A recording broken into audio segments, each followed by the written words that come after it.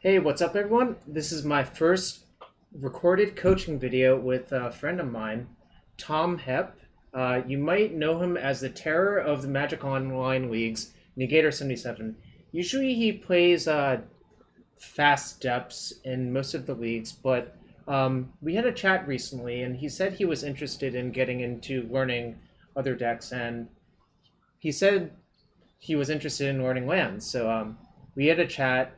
I looked at a deck list, and we sort of came up with this. But Tom, for the viewers out there, so they can get an idea of where you're at experience wise with this deck. How much experience have you had this with this sort of deck over the years? Uh, I've played a couple of kitchen table style games, just practicing Legacy against friends of mine locally, versus D&T, things like that, but not a lot. And as far as tournaments themselves, zero. And I've gone through about two leagues. I went through a league over two nights, yesterday and the night before, and one was probably a year or two ago. So not a lot. Interesting. So what questions would you have about this deck if you had just picked it up blind? Like, what do you think are some of the key points that, or what are some questions you still have about the deck? Frankly, This list specifically, or just lands yeah, in general? this list specifically and lands in general. Okay. Most of my almost all of my legacy experiences with bug depths, and then the last year or so turbo depths. Hmm. So most of my familiarity with lands is just seeing it like via streamers or most of my matches against it. So the stuff that stands out to me immediately is no copy of Caracas in the 75, Hmm. because that card is really matchup's already good for lands, but that card is a key piece with the instant speed tutors with crop rotation, where often needles can go after. I know you have answers with Blast Zone and Force Figure and things like that, but needles can go after like Wastelands and Ghost Quarter, and you can often Right. find you can often navigate into a spot where you can go, but then you're worried about Caracas too, not to mention Glacial Chasm, all that sort of stuff. So, and I would imagine that card has value like versus Show and Tell, Black Red Reanimator, other style of decks too. So that one not being present in the 75 kind of surprised me. And Experimental Frenzy as the secondary backup engine. I think traditionally I'm more used to seeing like a card like Tireless Tracker Hmm. in that slot. So those are the two things that immediately jumped out. And I've also been hearing over the last 6 months or so from a bunch of Lance pilots that Field of the Dead is so good that they've been adding more than one copy, especially versus like some of the controlling shells, especially like Snowco. I know is probably the second most popular deck in Legacy now. So those would be like the spots that I'd have the most questions about. So those are all great questions. Those are all fairly high level questions, I would say, about the deck. It seems like you have an intuitive understanding of what the deck's trying to accomplish in most of the matchups. Um, so to address specifically the Crocus thing first, I think the best matchup for Caracas, there's a few good matchups for Caracas, but it's really at its best versus Depths, somewhat the Mirror, and Death and Taxes, in my opinion. And the reason I left out Sneak Attack and Reanimator is I think often if you let them get Gristlebrand into play, the way your deck is built and structured in most game ones, you will still lose. So Caracas is nothing more than a slight feel good band aid, except in a lot of corner case scenarios, like probably like two percenters, I would say often. Um, so that's why I'm not terribly fond of the card personally. Uh, that is a judgment call on my part. I would agree that if someone wants to, try to get a leg up in the actual good matchups for it that I mentioned, then you could do that.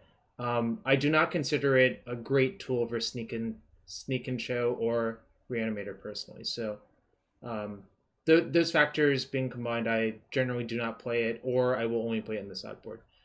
Um, to address the second point about experimental frenzy, so I've watched a lot of games of Snow versus virtually everything, and played a bunch of Snow versus everything. Snow is probably the second or third most important deck to prepare for, in my opinion, in this field. First being Rug Delver, of course, or Teamer Delver. Um, Frenzy is extremely hard for most Snow decks to answer, and the reason I say that is their primary removal spells are Abrupt Decay and Swords to Plowshares. Neither of those kill Experimental Frenzy, as you can tell, because, well, it has CMC4, right? Yeah. So between that and noticing Loam is not that safe for some anymore because they've moved up on Force of Negations and stuff like that, I personally do not place a high priority on cards like Tracker anymore because Tracker dies to every decay, every plow that's lying around. You don't have any optionality to play around those removal spells. You just sort of have to play into them as Tracker. I really believe the best time for Tracker was literally the first GP I register at 2016. Because I think the first time you register it, no one knows about it, so it's literally the best. Then it rapidly becomes much worse, if that makes sense. Yeah, I can understand that. So I've overcompensated in that direction. I will admit that, but for that reason, I think Frenzy is better. A lot of people will disagree with me, and that's fine. But that's the way I like to do things with regards to it. I think another thing to note is choosing how much combo hate to play is also personal preference. I think with the amount of TS and ANTAC, I want to play the spheres and traps. Spheres also decent versus Reanimator and Sneak for what it's worth because you can realistically like sort of try to mana denial them long enough until you make Merit Lage. This is in comparison to, say, Bug or Black Green Depths, where their plan is to discard spell them until they make Merit Lage. It's actually sort of a similar game plan, but different execution, if that makes sense. Definitely does. Um, I guess trap kind of occupies some of the same space that like say dedicated graveyard hate would occupy too. Yes. So that's kind of just a conscious decision to attack the combo decks that you think are going to be more popular or the ones that give us a harder time. Yeah, I think Dredge is a very good matchup for this deck, even without Leyline or Surgical, which might surprise some people. But what happens is Crop Rotation is your most important card. I'm sure you can speak to that in Game 1s versus Dredge as Depths as well. Yeah, it's a very good card. Plus, this deck gets the added advantage of having the ability to recur it with either like sacking it or wastelanding it or whatever. Yeah. I've definitely had games where I've just bogged them on one off rotation, then immediately on turn 2 loamed back my bog via crop rotation and then bogging them again, and they just left the game because they didn't want to deal with this anymore. Yeah, it's pretty ridiculous. So I feel like that answers most of the questions. How about we take a look at some of the matches you've already played in leagues and see if you have any questions or identify things you maybe could have done differently or things you were thinking about that you weren't sure about. Okay, so did you actually want me to, like, I'm not sure how easy it is to go through VODs. Okay, you actually want me to go through VODs. Yeah, so it's not that bad, generally speaking. Okay. And you can see Tom's a master with his massive elo. MTGO elo doesn't matter, Jarvis. I was joking a little bit, obviously. Sorry. So let's see. I guess that would be this league. So I guess there were some situations where stuff came up specifically where it was kind of like really obvious what the opponent had, and from there I wasn't 100% sure what the best decisions were. So first thing, I'm slightly surprised you kept that hand actually. So I figured against Delver I had a removal spell plus 2 wastelands, so I figured the odds that they could actually function beyond 1 mana seemed pretty low, and I thought I might be able to take them off lands entirely from turns 3 on, and had the fire as far as a removal spell. That was my internal justification for it. Anyway, I'm not saying that was right, but I saw that line essentially. I think this is probably borderline for me personally, especially on the draw. You only have 1 colored source. You have no acceleration. Yeah, I would actually be inclined to mulligan that one in the dark. I think, especially on the draw. The London Mulligan's really, really powerful for this deck because you're looking for one of each piece. You're looking for an accelerant, you're looking for an engine card, and then you're either looking for removal, disruption, or a win-con. You're missing an engine card. You're missing an accelerant, but you have the other two pieces. So that's why it's borderline for me personally.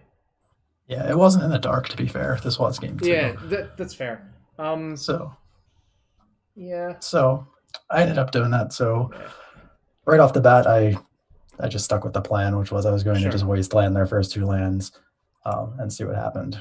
So ended up drawing a bog, which I thought was kind of cute because one of the ways I thought they may be able to get out of it is if they had like exactly a third land, I might end up getting them to Hooting Mandrill's territory for a real threat that I Oh, couldn't really sure. handle for 1 mana. So hitting the bog there was kind of cool.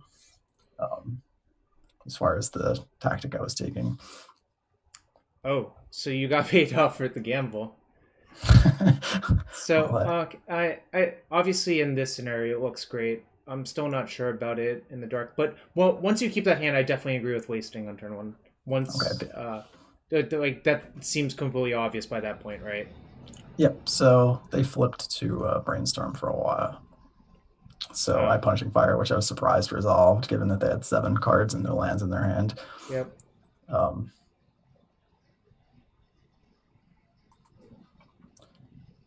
so jammed choke. I agree with that because for all of the times, I mean, like they didn't force your punching fire, and I think they would most of the time because you're not showing a grove, and like they're about to discard anyways, right?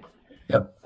If you didn't have choke in your hand, I would actually probably just main phase copy forest if that makes sense. Yeah, just to make sure we have a green Yeah, source. I know you more than most other people would know about just when to use stage and what to use it on more than most other people. I think. Yeah, if I didn't have the choke to jam there, I probably would have just not even bothered with the stage or copying. I might have just played the depths in case they Yeah. just drew a wasteland and fired it off. So yeah, they played Delver there. So since the choke was out, I didn't think there was a point in doing anything else other than comboing them. So they make this really weird line here, and that this is where it kind of got interesting for me. They just straight up swing. Okay. So to me, this is the most telegraphed submerge I've ever seen in my life. I was going to say I think that's like 100% submerge, right? Yeah. So I guess like the real question is like, do you just plan on like once you know they have that card, do you just plan on sitting here forever and either punishing fire them out of the game and killing all their threats and just wait till you draw a loam, or is there something better to be Okay. doing? So to answer that, I actually would like to see how you sideboarded. I think it was. You can right click view sideboard in these replays. That's a good call. I'm just curious if I remember Yeah. though. I think I brought in the 2 chokes and Yeah. the 3 blasts is what I think I did. Yeah. All So I right. took out the libraries because I figured life total was relevant. Yeah, it is. And then I just shaved a little bit on the loam gamble. Interesting. Normally in this matchup, I actually take out Bog and 2 Rashadan ports and 2 Sylvan Library, but Okay. that's pretty similar to what you did. Just it's a slight variation. I don't think um, port is usually necessary because you can kill all of their lands with Wasteland or Ghost Quarter. Obviously, with the choke plan, maybe the needle swings a little bit. But the reason I asked this is I wanted to see how many ways we had to like actually kill their island for the rest of the game. Because since you didn't take out port, I think the choke is more likely to just destroy them completely, right? Yeah. Um, Yeah. I think that's where my thought process was. Libraries, just life, and I just wanted yeah, to maximize on all land denial or all yeah, mana denial. I think yeah. that's what I came up with anyway. Obviously, Hmm. I think like just talking it out now and saying it out loud, like, yeah, you probably do want the extra tutor and loam because the Yeah, gamble basically represents any of those cards anyway. Um, and the yeah. loam just locks the door if they can't answer it immediately with force of negation or some kind of graveyard hate. All right. So that aside, I do think they have submerged. This makes almost no sense, and I do think you can play around it. So I would not make the merit wage here personally. It just costs you Yeah, so much, and I like honestly, this is like a pretty good situation for you as long as nothing crazy happens, right? You can even like play maze, set up a second maze, like maybe I don't know, like You can also set up like waste your own taiga, and if you draw crop rotation, get rid of all of your green sources, right? Yeah, I wasn't really particularly. I didn't think Yeah, that was a super likely yeah. line that I was going to do it. So what I ended up doing was, I think this game lasted until like turn 15. What I Oh, ended up sure. doing was playing Wasteland. Then I staged the Wasteland, Hmm. punishing at some point punishing fired the insectile.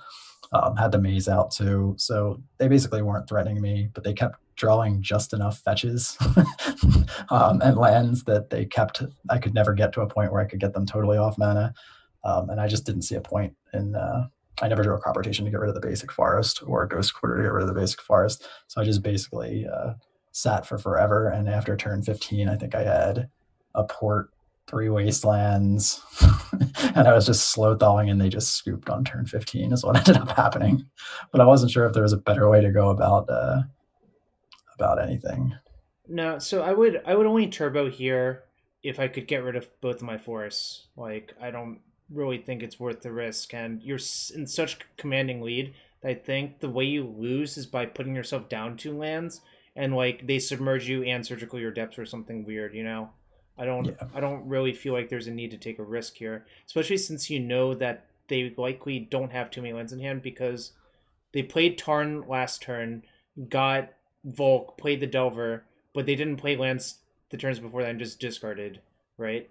yeah, So I agree with your overall game plan, and this attack just screams submerged to me. Like I don't really think it can be anything else. yeah. Or they just wanted to move on with their life, and this was the, Yeah, sure. was the. But either way, I didn't. I Yeah. didn't see. I didn't. See, it's hard to imagine a line that they got out of it. So I just played super conservatively and let the No. game go for another 9 turns. Yeah. What I like to say about lands is foremost a prison deck, but you have like this emergency button of like, oh, let's crack the glass and see if our opponent's dead. You know. Yeah, Which is that that's nice, right? Like that's a nice option to have, right? But here I would just rather just prison them to death because you're in such good shape to do that because of this choke. yeah. There was a spot that was exactly like what you're saying. In the third match was versus Ant, Hmm. and they had they were on the play in game 3, and they cantripped. I wastelanded them. They Hmm. played, but I had a Mox Diamond. They played another land and cantripped, and I blasted it. Then I ended up having a second Mox Diamond on their third turn, and they had Petal Land and cantripped and played a land, and then they tanked for a while. And I was like, well, my hand doesn't do anything else. I'm not going to play the long game versus this, Hmm. and I'm just gonna go for this with the. I think it was Mox, one of the combo lands in a crop rotation with a green source, and they eventually ended up tapping the last land and taking my decision away anyway, and going for another cantrip and not having a lotus petal. So it was easy to not have to worry about the chain of vapor. But it was, if they hadn't played the last cantrip, I was going to go for it anyway. So yeah, there are definitely those spots where it's just Hmm. cross your fingers and go. Versus Anton Tess, if I don't have exactly 2 spheres in my hand, I just go all in every time. I don't even care. I think the matchup is so bad, generally speaking, that if your hand's not like super premium, like by like actually stacking spheres on top of each other, you should just try to kill them. Okay, maybe that's a good idea to actually look at that hand then. Yeah. I think it was this one.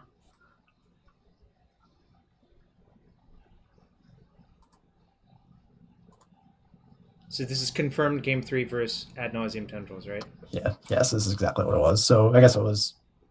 I guess what I ended up doing is pitching one of the combo pieces and keeping the Grove, because I think what I wanted to do probably doesn't matter, but I wanted to have both blast and crop rotation, Hmm. because if they did go for a past in flames line, I could crop rotate Yep. into bog and still have the blast up too. I think is the way it ended up playing out. But this is exactly the kind of hand you're talking about, right? Like it doesn't Oh have the yeah. sphere. It doesn't have the sphere, but it has the turn 2 combo plus a piece of interaction. Yeah. I mean, I think this is a pretty clear keep. Um, It Obviously, just needs, if you draw another land, that's actually phenomenal. I think, frankly. yeah, it's just the straight 2 with another land, yeah, or Hmm. turn 3 if not. Yeah. Okay, so these are Yeah. basically what we're looking for if we don't have a sphere or a mind ray trap, I guess. Yeah, with I guess you're on the draw. I would not mulligan this hand, but this is if that blast for a sphere, this hand would actually be the nuts, I think, obviously. But I don't, I wouldn't mulligan this hand because either you want fast hand or sphere. Ideally, both, obviously, but you can't always get what you wish for, right? Yeah, exactly. I thought there was possibly a world. Like at first when I looked at it, I thought, well, maybe I can get to a situation where I have where I have blast for a potential bounce spell too. But Right. then then I came to my senses and realized that the absolute earliest that's going to happen is my turn 3, Mm-hmm. like passing and giving them their turn 4.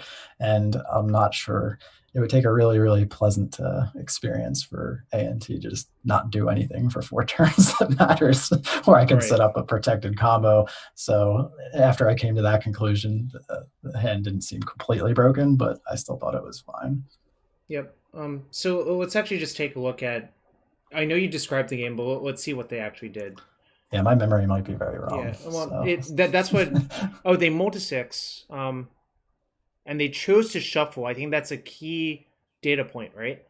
yeah. So actually, what I did, I knew there was, I knew I wastelanded them. I was looking at the hand. I was like, "What happened?" So yeah, I think I just Okay, sure. wastelanded Yeah, I agree. their land and then kept blast up.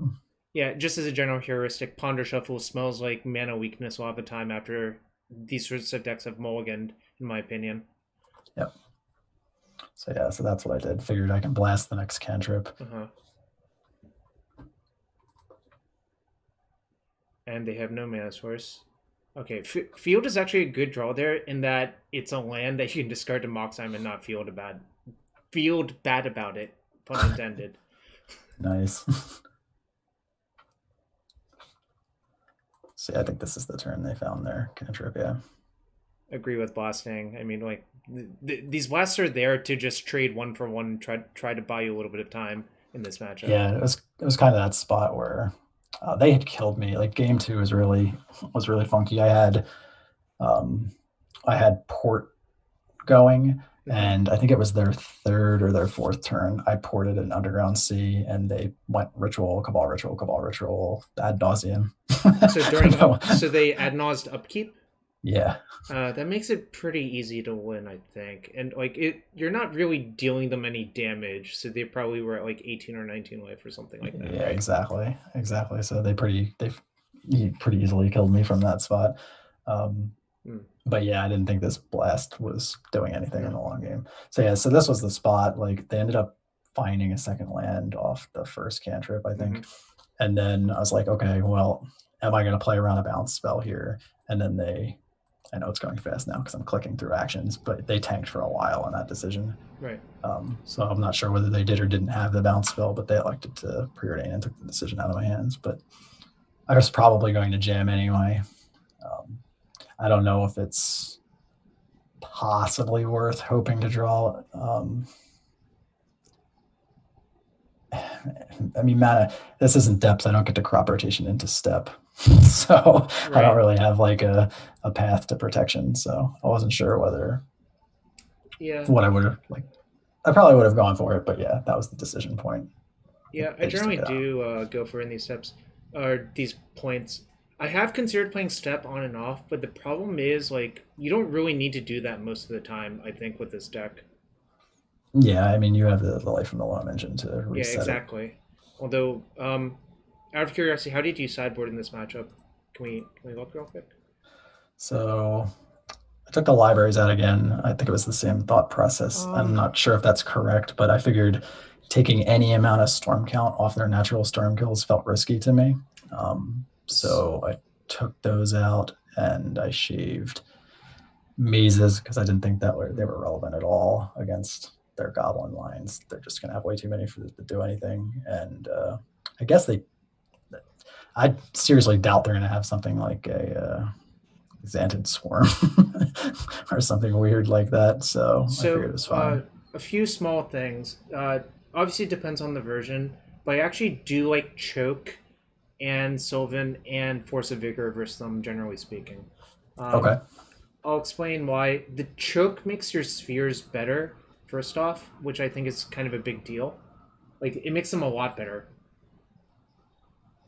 Because, Okay. like, you play Sphere, they, like, do some stuff, then you choke them, and then like it's actually pretty hard for them to do enough relevant stuff. Um, and I also think you have a lot of really not very good cards left in your deck. Like so, Glacial Chasm actually has no text in this matchup. That's a good call. I probably just missed that. Yeah, it's okay. I'm. That's why we're talking about it now. Uh, yeah, Glacial Chasm's bad. Punching Fire is bad. Like just if that Punching Fire were a choke, the game looks a lot different. And like I'm not actually sure it's better for you to play the choke than go for the kill here. Like that would be an interesting question. I think that one I Okay. would. Oh no! If they tap out, obviously you just do this. Yeah. Yeah, Never mind.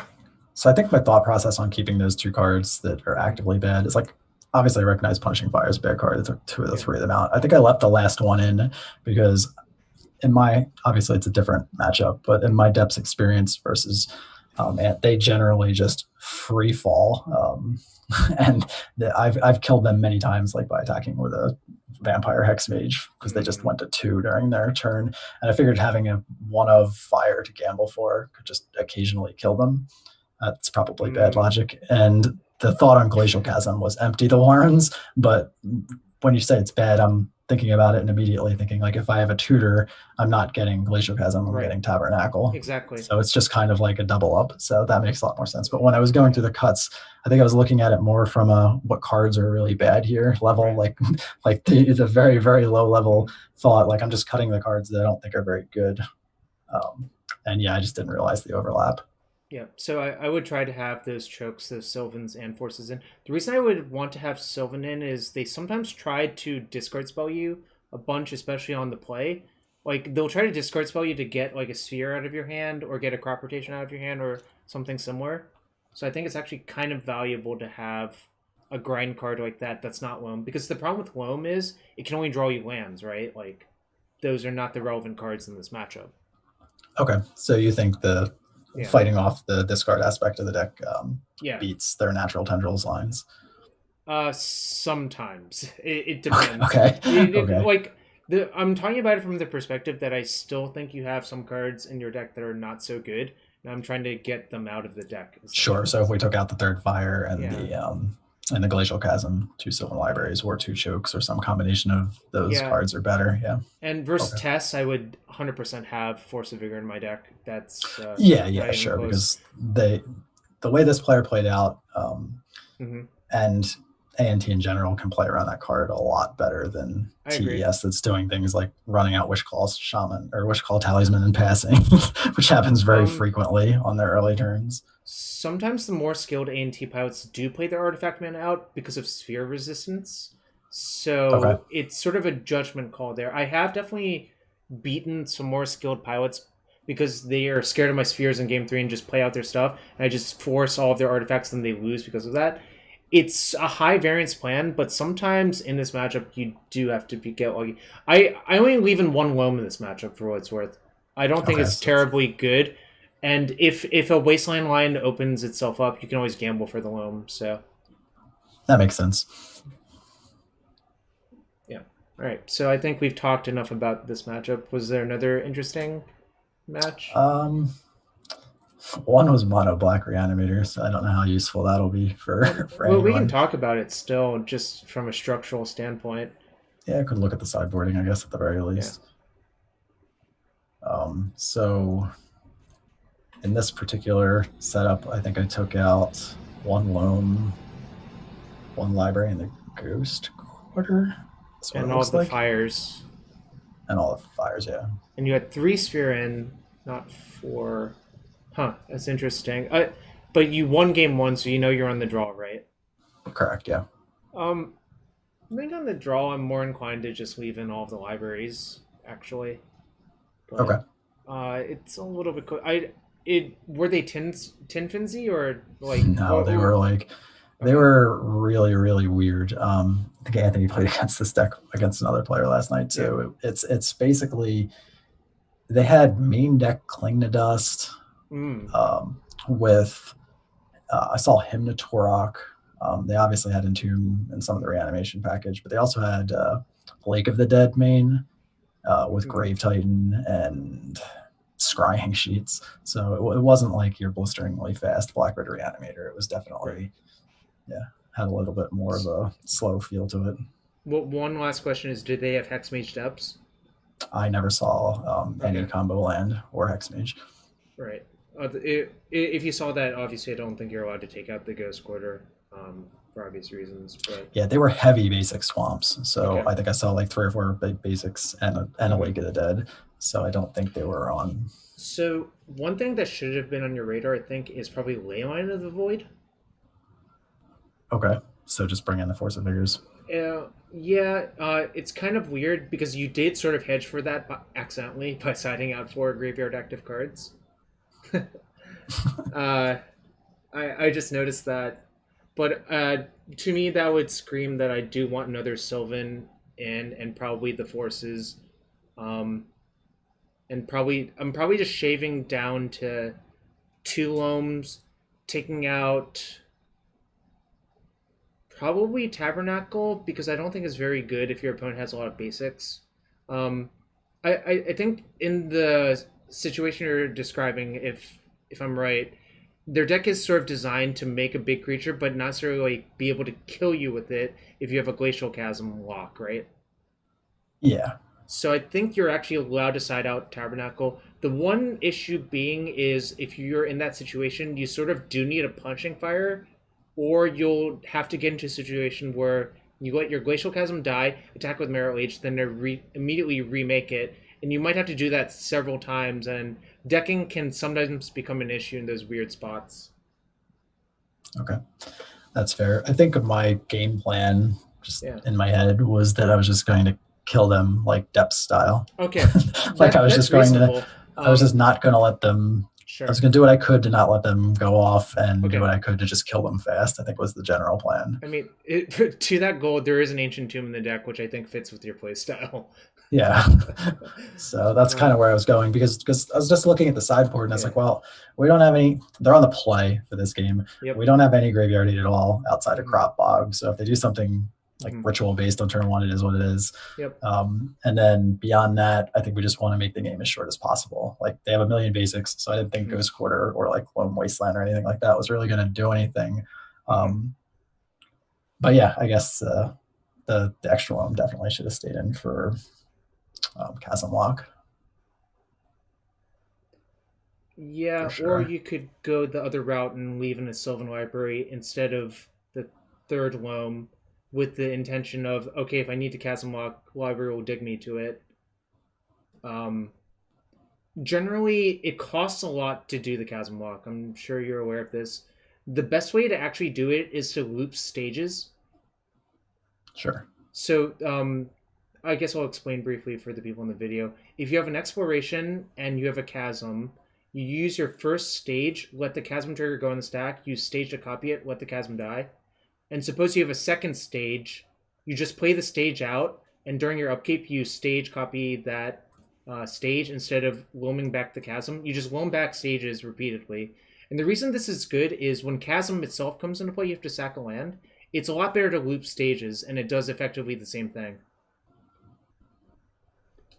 I generally don't suggest people do this all that often. There's actually not that many scenarios where you have to do it. Um, the scenarios where you have to do it actually mostly involve playing against burn. The reason being you die to price of progress often if you try to merit wage them instead.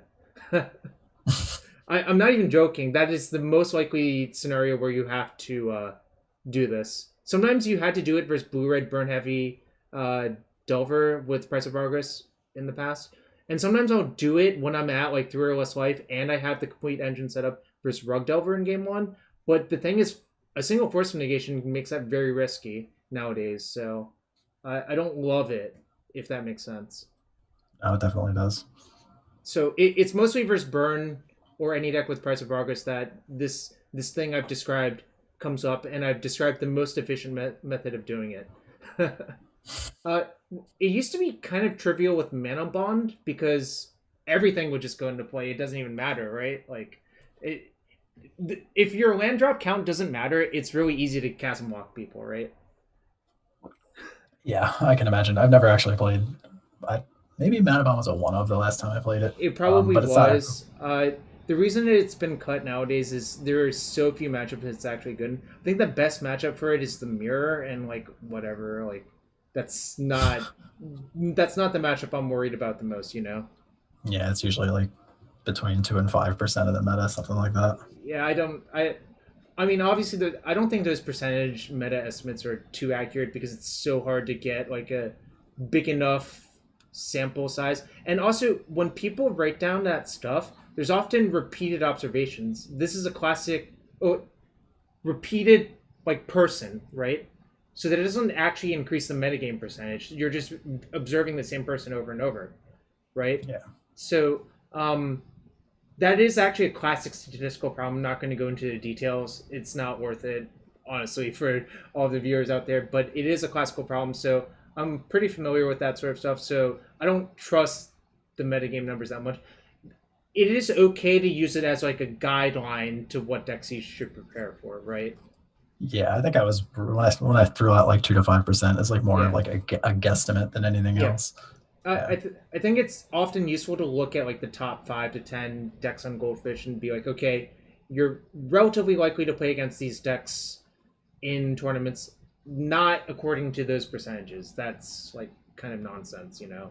But That's fair. Yeah. preparing for those decks is obviously good, and that's what you should do. So all that tirade diatribe aside, let's take a look at what happened in this game real quick. If anything interesting actually happened. Yeah, I don't think this was particularly interesting. Might want to hide the sideboard. Oh, the bog being in your hand is not great. You know that. Yeah, so my thought process with the keep was that I have a gamble for an engine if I need it, or for a Right. missing combo piece if I need it, and I have the crop rotation and a mox and the exploration, so I can very likely just I can make an attempt to early combo them if I need to. I agree with that. So Like that's kind of where I was. the hand's pretty ideal, except the bog is in the wrong place, right? Yeah. I'm sure you're aware of this many times. So Whoa. this was a super greedy play. I do not agree with what you're about to do here. The thought process was that whatever happens, I can kind of, yeah, I know that wasn't particularly smart when I did it, and I got max punished immediately for it.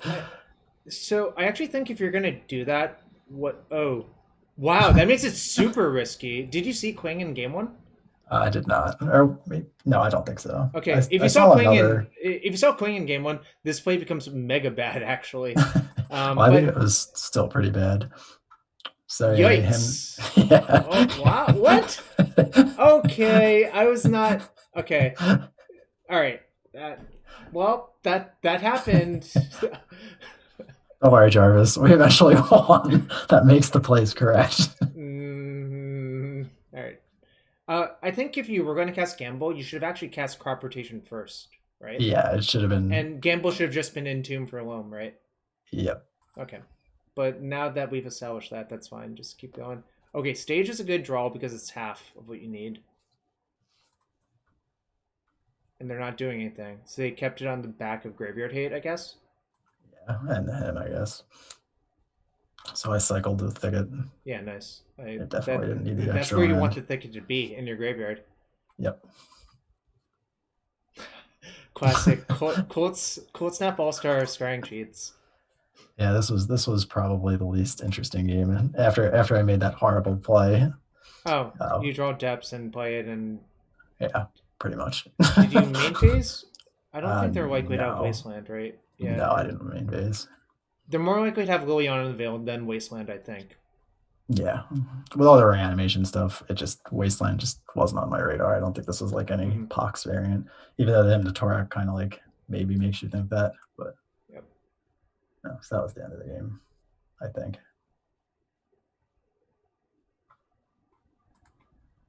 Yeah. Yep. A slight misstep, we'll call it that. That's a generous reading of the. All right. So the only other match was actually and both of them were Eldrazi. One was the big Eldrazi version, and one was the Stompy version. And that was the only week you've played with the deck so far, right? Yep. All right. So back to our discussion about Caracas and second field. So I am not completely opposed to playing one Caracas in our sideboard if you would like to do that. And it does make some matchups a lot easier. I will agree with that. So Okay. So what's the slot that we would trim for that? let's take a look again at the deck real quick. So my instinct with how decks are configured nowadays is if you want to play Caracas, you should cut your sixth piece of combo hate. So it'd probably be the second Mind Break Trap, in my opinion. Okay. So you think the 3 blasts are Oh yeah, significantly better? Okay. I think you need blast nowadays versus virtually all of the blue decks because of Force of Negation. Whereas that did not used to be the case because they'd like Force of Will your thing and you'll be like, okay, I'm just going to do it again next turn. That's not particularly effective, right? Yeah. I think the metric on that has shifted a little. And, that's why I think you have to play Blast. The problem with Blast in a deck like this is you're not trying to do incremental things most of the time. You're trying to set up like an overwhelming engine, right? A lot of the time. So that's why I've been opposed to like 1-for-1 cards in the past like that. Like Blast is at its core is just a 1-for-1 card, right? Yeah, basically. But I think we don't live in that era where I can just expect, or we can just expect our loams or punching fires to go not force negation. So you do need the blast now, and I mean honestly, blast is nice to have for sneak and show for obvious reasons, or show and tell in general. Okay. Makes sense. It'll be interesting to see if this Caracas actually comes up because in Turbo, I think it's kind of a requirement, but when I was on Bug Depths for years, I used to get all kinds of questions because the sideboard guide for Bug Depths used to board out Caracas or leave it, depending on where it was, or leave it in the sideboard, not bring it in versus Reanimator for the exact reasons you discussed earlier. Like it's just the games where Crystal Brand hits play, you lose anyway. Like back in the day, they used to just chain it into Tidespell Tyrant or somewhat more recently Ashen Rider, and nowadays they just kill you. Whether they just tendrils you out or what have you after they draw 14 cards. So I found that very often Caracas was lacking in those kind of spots. That because Bug Depths was similar to this and that it didn't have a pile of needles like Turbo Depths does, where you can at least theoretically needle Gristlebrand and then it's a devastating effect. So it'll be interesting to see how this plays out and whether we miss the trap instead. So yeah, the other thing I'll address, you mentioned second Field of the Dead, or I think someone did. Yeah, I think that was a common thought, was that was just extremely good versus some of the control shells like Snowco. I will agree that it is extremely good versus Snowco or Snow Control or even like White Blue Back to Basics, whatever. Those slow blue decks that are sort of plotting and try to overpower you on like turn 10 or whatever is how I would best put it, right? They give you a lot of time to develop. If a field is in your opening hand, I think those games do become pretty easy, so that's the reason to play second Field of the Dead. But here's the thing, where second field lives for most people, I usually play another colored source, essentially. I kind of hate not having enough red or green sources because you are a red-green deck, like with a lot of, frankly, a reasonable amount of turn one red or green plays, right? Like you really want to cast Exploration on turn one. You want to have the option of casting Corporation on turn one, especially if you get Wastelanded. And if you have like a Mox, or I guess any Mox opener can cast them. But just having a red or green source in your opening hand, I think is really important. So for that reason, I usually play that. And second, I already play a tapped land and Sheltered Thicket. I think that is probably the controversial card nowadays that most people don't play that I do. And I probably will just always hang on to it because it's a split card, basically. It's your third Taiga, but it also is like a cycling land, right? It's not the most effective rate of a cycling land. Like if you were just going for a pure cycler, I would rather have Tranquil Thicket, obviously, because that costs a single green, and it doesn't eat up your land drop either. That's the problem with Horizon Canopy. Well, also Horizon Canopy doesn't tap for red green. That's the other problem. And the other thing about Shelter Thicket is it's actually one of the easiest lands to get into the graveyard because it is so appealing to crop rotation in a way. Like it's fetchable. It's like a fetchable cycling land that fixes your mana, but it also doesn't feel too bad to rotate it away.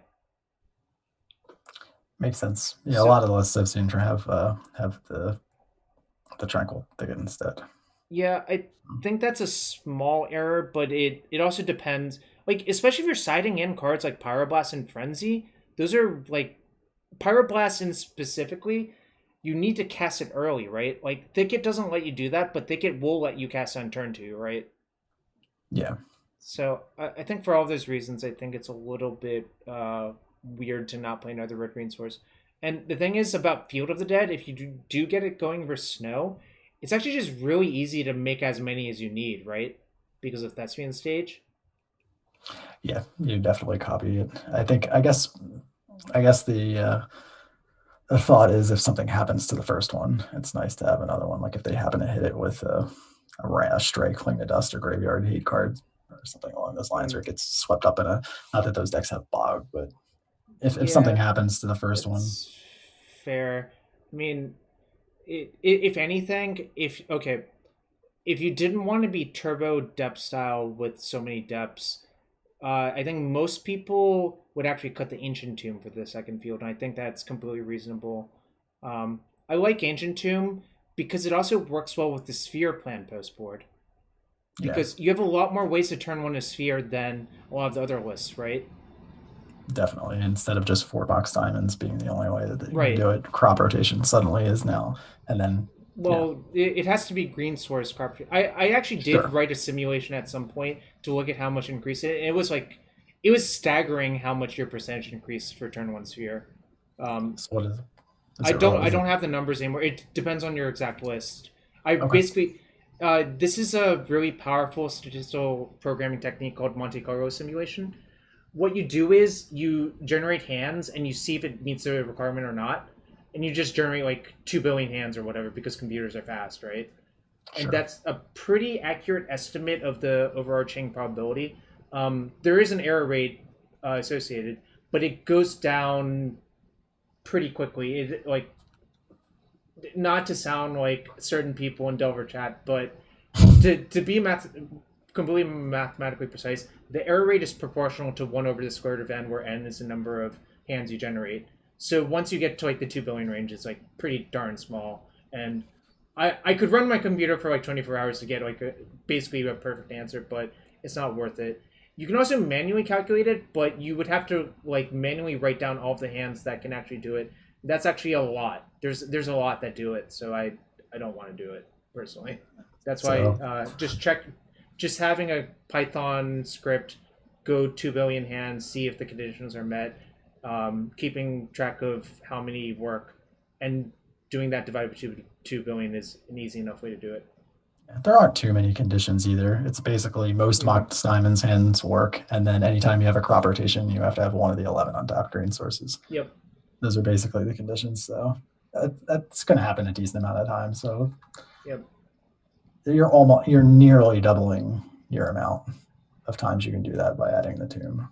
Yeah, it's weird because in combinatorics, you're not allowed to add them because there's a bunch of overlapping scenarios where both are true. So you actually have to subtract those out. It's what they call the inclusion-exclusion principle in counting. Because like A union B or A plus B, if you just add it, you're double counting the scenario where it's A and B, essentially. So you have to, in a Venn diagram, you have that middle part twice, essentially. Okay, yeah, that makes sense. So all that aside, should we take a break? Does it make sense? My pups are sleeping, so I'm ready to start unless you want to take a break. All right. So for the YouTube watchers, I'm going to explain what's going to happen. We are going to start a league with this list. Tom has dogs that need to go at some point, so we might have to cut to a second recording, or there might be a little break or something. But let's give it a go. All right, sweet. Look at all these legacy events. Now look at this. Who's that handsome fellow at the top? I don't know. Is the successor to Duplicatore? Duplicate. Make sure we're running the right deck. Yep. Yep. I'm always paranoid. Sometimes it's submitted old decks for me. It's weird. That's actually how I played the league with lands earlier. Is you sent me the list that for when we were going to do this, and I tweaked it, and I was already in a league with Depths. Then I finished that league and just re-registered for the next league and looked at my game one opening hand. And I was like, I guess MTGO decided I'm playing a league with lands.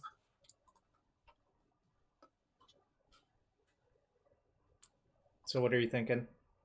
My initial thoughts is this is pretty reasonable. We have the exploration. We have two different ways to mess with their mana. We already have a field. We have removal spell. Yep. Short of having a loam or a way to find it, this is probably as good as it gets, right? Yep. I think it's okay to be missing exactly one piece. And exploration is more important than the loam, I think, because it's easier to find the loam than exploration. So is there any value here in hiding the wasteland and just playing out the... Okay, doesn't matter. Snapcaster, okay. That limits the range of decks it could be.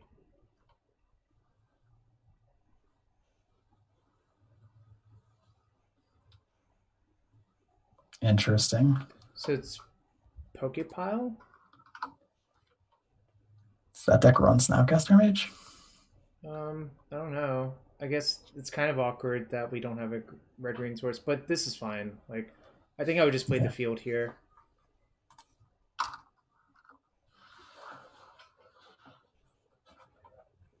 They're looking for the easy win. All right. We're not going to be able to stifle us for a while unless they want to stifle a port activation.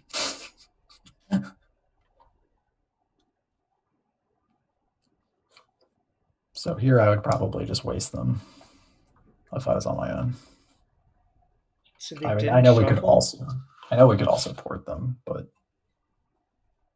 I feel like porting them is better because if you draw depths the turn after, then it turns out to play out a lot better, I think. Right? Yeah, we could just... You mean just take a turn off of porting them and threaten their combo? Yeah, but... yeah, that's a misclick. It's pretty It's a really bad actually. misclick. Okay. Yeah.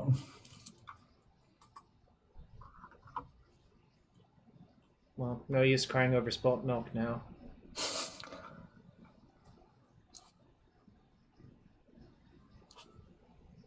So now... Alright.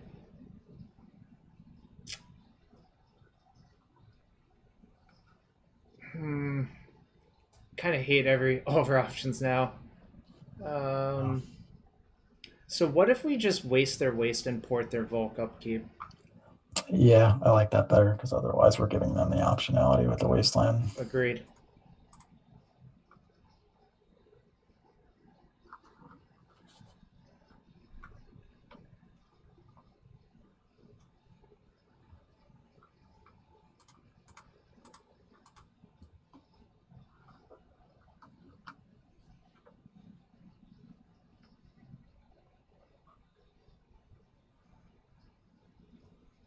So I think they're just blue-red Delver with one Snapcaster is my instinct right now, but obviously we don't know for sure, right? It's possible. They could be on Tony Scapone's Jeskai list. Okay. I feel like all the cards we've seen so far could be in that list. Does that deck play Source of Boshers? It does. All right. They chose to shuffle.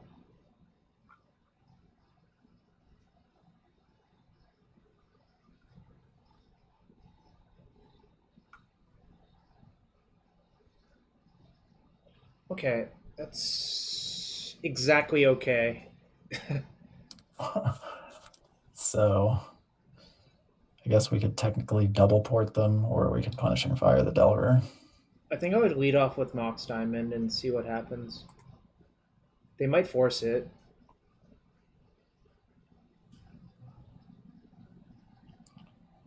Yeah, I guess that's possible considering we haven't shown the ability to make colored mana. Exactly. That'd be pretty nice if they did that. Sweet. Sprite Dragon, huh? Looks like you are correct. Blue Red Delver. Alright, I would just crack the fetch main phase for Taiga and say go. I mean, obviously we're like a little bit soft to Wasteland, but I don't think we could ever avoid Wasteland this game. And they've already used two. Yeah. The reason I want to say go is obviously Force of Negation, I think. And we can see what Delver flips, right? Yep. I would just kill it now, I think.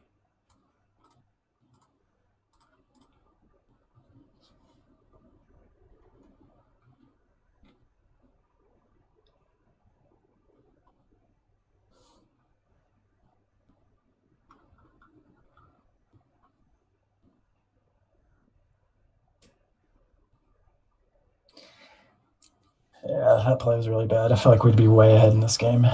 Yeah, but, you know, sometimes that happens as part of Magic Online, right? Yeah.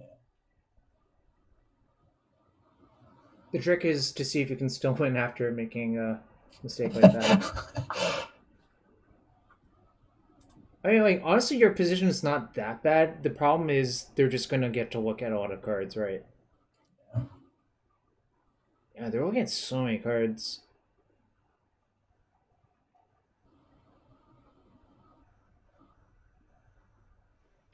That's not great. I think now you just double port them.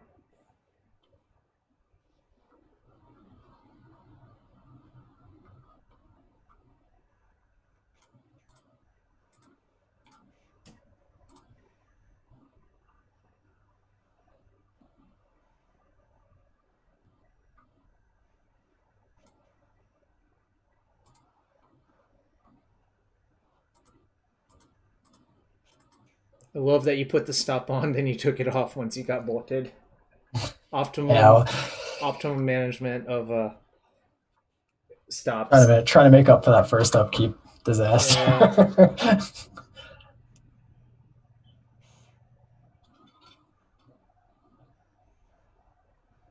Yeah, it kind of looks like there was a real chance that we would have just cut them off of casting this Arcanist this game. Yeah.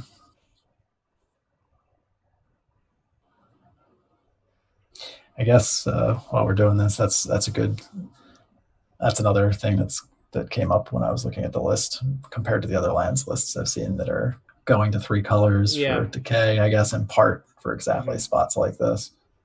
So I think you should play Stage and Sylvan, obviously.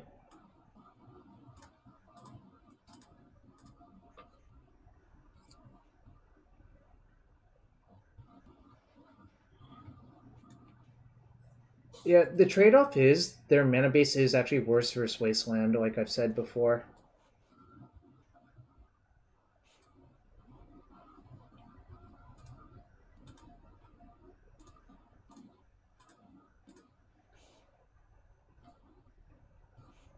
Like, here's the thing. If I thought it was actually free, I would actually probably play a 3-color lands deck, right?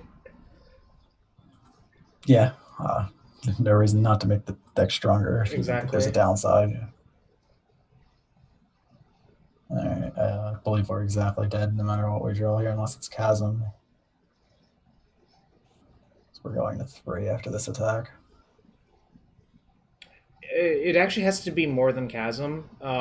You have to like Chasm into Exploration into a Loam. It has to be like a triple runner, I think.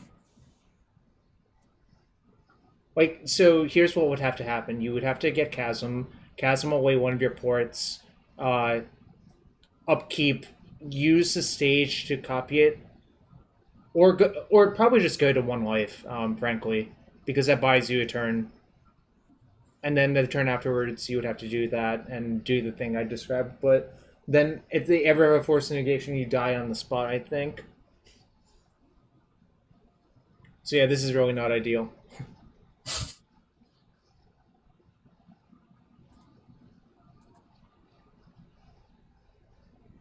It's entirely possible they just kill us here too.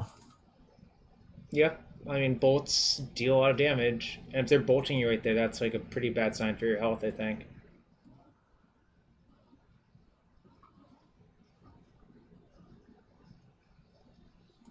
Oh, okay. That's interesting.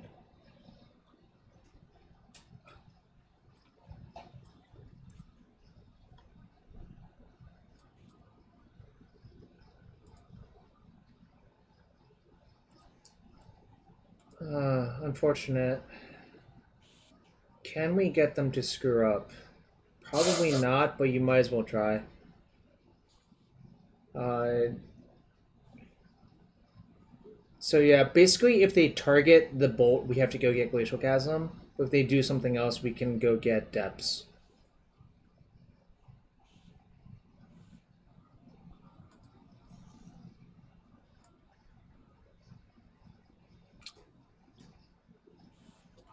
Don't know why I didn't port there. I guess I'll do it now.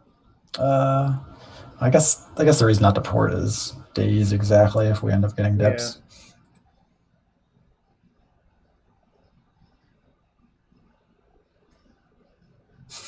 All right, they figured it Sack out. the field, I guess. No, actually, let them cast it. Put on the stack rather, right? Yeah, just to get rid of it. Makes sense. Yep. Sacrifice the field, I'm assuming. Yeah, that's. I'm working out if it's better to sack the second port or the fetch. I think maybe sacking the second port's better in some weird corner case scenario, but it's a marginal thing either way.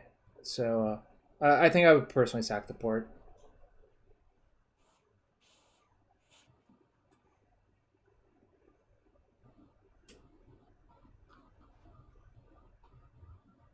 All right, dead.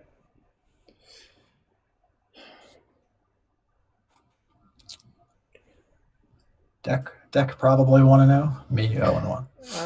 It's actually hard to tell because if they do squeeze out a Arcanist at some point, the games do look like that, so that's why it's bad. It's either straight blue red. Oh, I definitely want choke.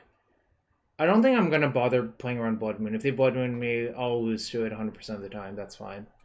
Okay. I think I would side out 2 ports and Bog and some number of library.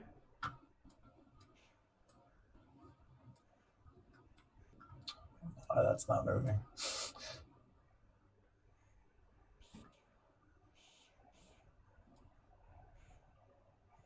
Yeah. And that's like pretty clean mapping. It like we lose to Blood Moon, but I don't care about that. Some people side in Sphere versus Delver, and I would not advocate doing that basically ever. So an easy way to think about it is who can spend more mana in long games, generally speaking. And I think the answer is lands by a lot. Just try to turbo them, I think, with a sand, obviously. So there's a pitch few card is the question. Exactly. That was about to say the same thing. I think personally, I would pitch port for that reason. Okay. I guess the reason I was looking at port is because on turn 2, I guess we get to port them and hold blast up if we don't do that. Like I was looking at the Grove actually. I like that in the games where something weird happens and you need to punch and fire them out.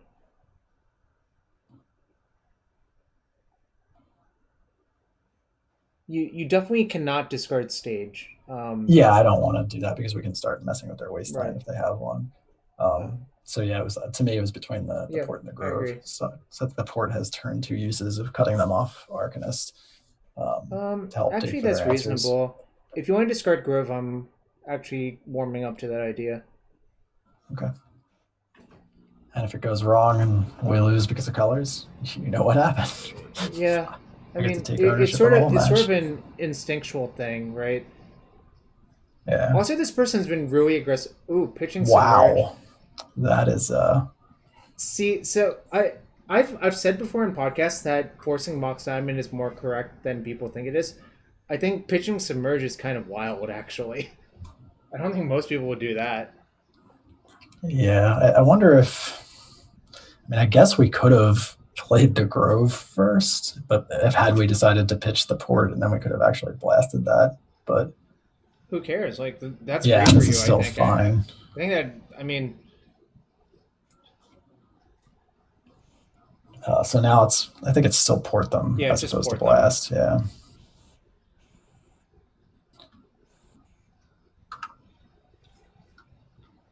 I think the turn after you will play Grove.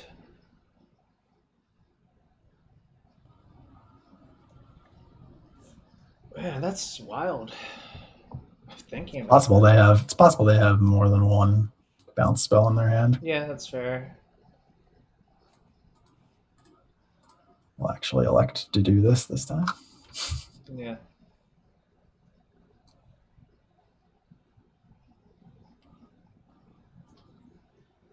All right.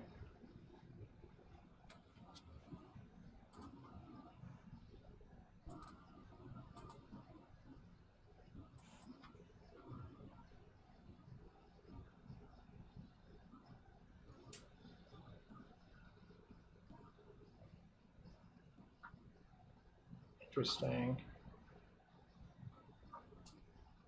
All right. I guess we'll port that one instead.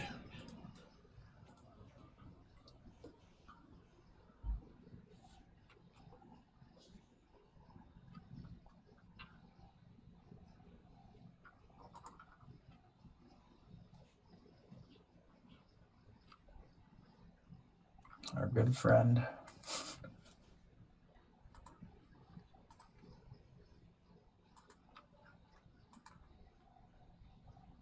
I would jam. Okay, so you don't think there's value in like trying to play around like a brazen borrow or something by waiting a turn Well, for the blast? the problem is if you wait, they They're gonna brainstorm see. and find wasteland or cantrips. Like I think it actually gets a lot worse for you, right? Yeah, I guess I'm just used to playing it from a spot where I have a little Yeah. bit. I mean that would be where the Mox Diamond would be nice right here, right? Because that would give you the option of doing exactly that. Or Yeah, it I guess would. worst case scenario with the draw, we can just go again anyway. So if they don't find the wasteland and do a bounce, Right. we're good in 2 turns anyway. Well, that's a good start. I mean, the flip side is I've looked at a lot of the lists recently. There's not that many Brazen Borrowers, and our opponent showed us Submerge. Yeah, it's for Rug, it's definitely 2 submerges and like the Yeah. Yokos, so you're not really seeing a lot of that stuff. Blue red's a little bit weirder. Like sometimes Mhm. I run into Beeper snags and associated other bounds. Well, that's a good sign for you, because look at what lands tapped. Yeah. I mean, obviously, like you could still lose your thing. They chose not to shuffle. Sucks. All right. I mean, um, the next one we cannot sorcery speed because of the Arcanist. Yep. Yeah, that would be a painful lesson.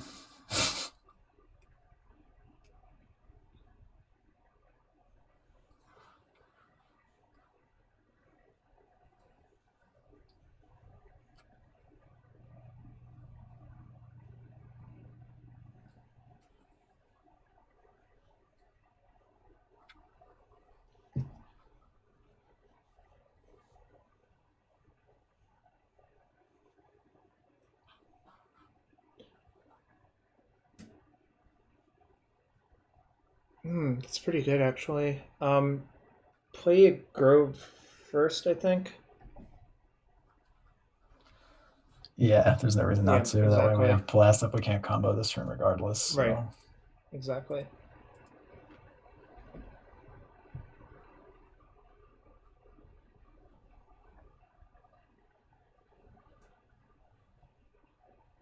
I think I would black. Um. Oh, They get 2 more turns of cantripping. yeah, I like fighting over this, Yeah, I think unfortunately. you have to. I was reconsidering both ways, essentially. Yeah, the fact that we already made the land drop for the turn is just so backbreaking if this goes this way. Yep. There did another Delver. Yep. I don't think it. Yeah, we use the port this way. Yeah. It's not having a huge effect on their mana, but take every inch we can get. Mm-hmm.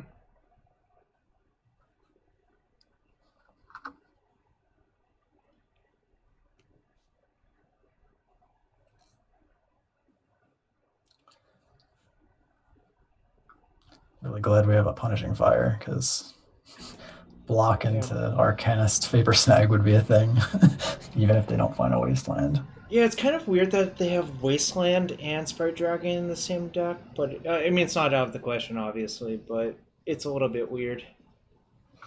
Yeah, I don't know that the Sprite Dragon's 4 of. That might be just a 2 of or something like that. One or two of.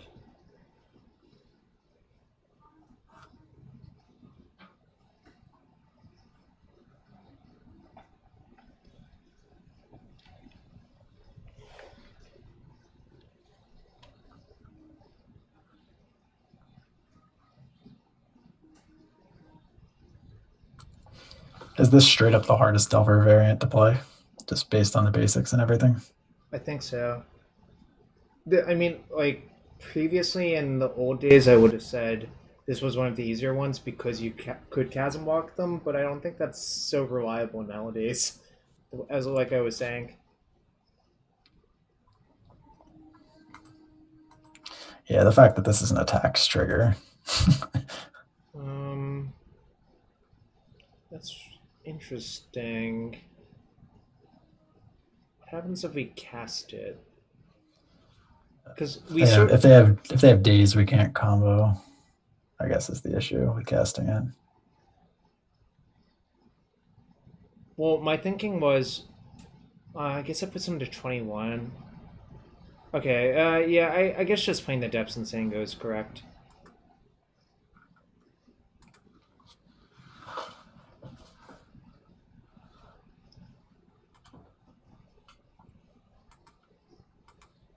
Yeah, it feels like we've already kind of been on the lucky side that they haven't found a wasteland yet with the amount of cantrips they've cast and cast again. I mean, it's also possible that they don't play 4 Wasteland in a Sprite Dragon build. Although I do think it's unlikely, but it's possible, right? Yeah, it's definitely possible. We did see 2 relatively early in game 1, which kind of made it seem like they definitely have 4, but it's possible. So here's the thing. If they cast a spell here, I think we just have to Punching Fire the Sprite Dragon. Yeah, that makes sense. Otherwise, they kind of have us. So for that reason, that's why I was thinking about casting Loam that turn, if that makes sense. Yeah, I can see that.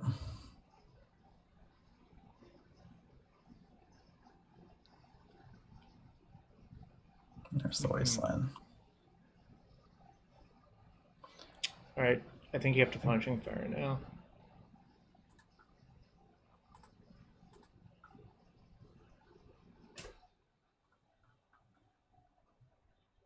Don't think it really matters what you tap. I can force them to try, or theoretically try to bait them to use the wasteland with the port. If we want. The stage isn't doing anything.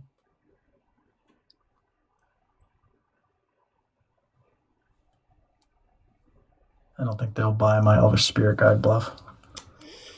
Damn, that's unfortunate.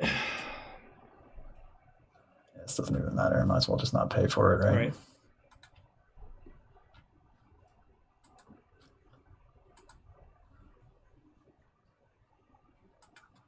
Yeah, there was nothing we could do to keep this thing off. If we cast the Loam, they would have probably did just snap dazed that too.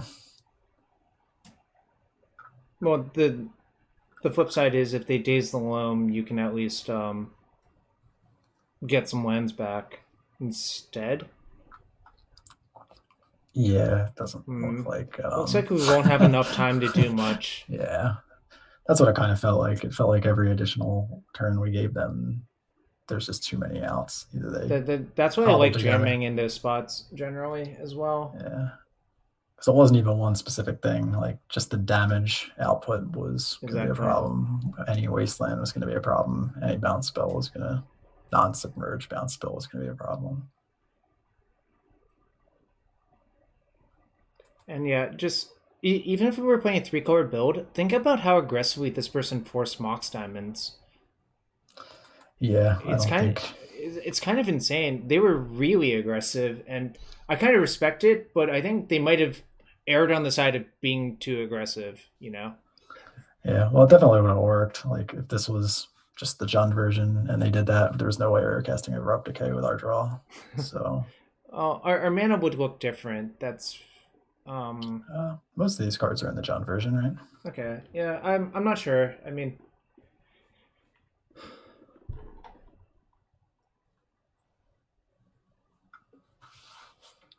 I think most people have realized the Rogue version's even worse than both of them by a lot.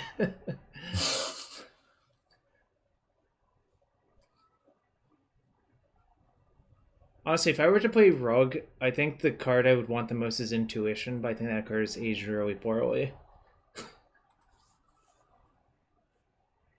Yeah, the only deck I like that in is like the Omni lists. Yeah.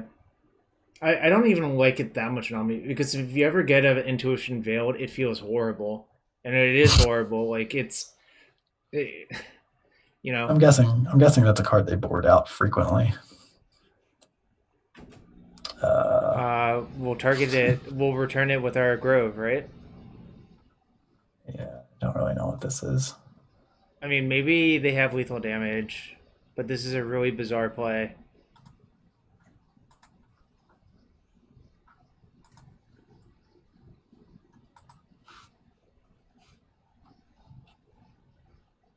Like, you know what they could have done? They could have just wasted your stage and surgicaled your stages. That's way scarier than what just happened right there. Yeah, I was about 80 to 90% convinced a bolt was coming here for death, but then it didn't. Okay. You know, like, they literally had the tools to just, like, ultra checkmate you. It's kind of insane. Um, alright. I guess we do this and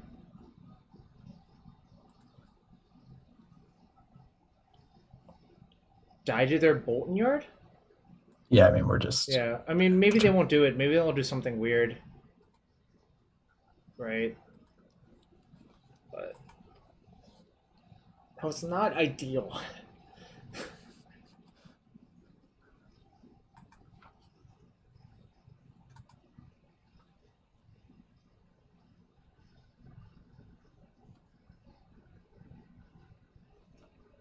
attack with Arcanist, leave Sprite Dragon back one time.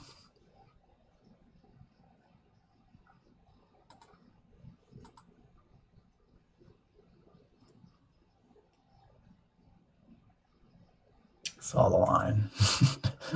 Up until the surgical thing, I would have argued that they played reasonably well, but then that didn't make any goddamn sense. So I don't. I mean, I guess the justification is justification may have been it just didn't matter because they knew they had the 4 damage on the next turn and there wasn't anything we could do. But yeah, there's no reason not to take out the Well, stage. yeah. What if you rotate for Glacial Chasm right there, or something weird, and then the game drags on forever with us having stages in our deck, right? Yeah, it's possible they had a counter spell. I guess. I mean, if they have a counterspell, we never win, so it's okay. Well, I still take responsibility for that. I think we had the first game. Yeah, So. I don't like to pile on blame, but I do think you were favoring that game. Yeah, I needed to pile it on. I accept. Hmm. It's a factual statement.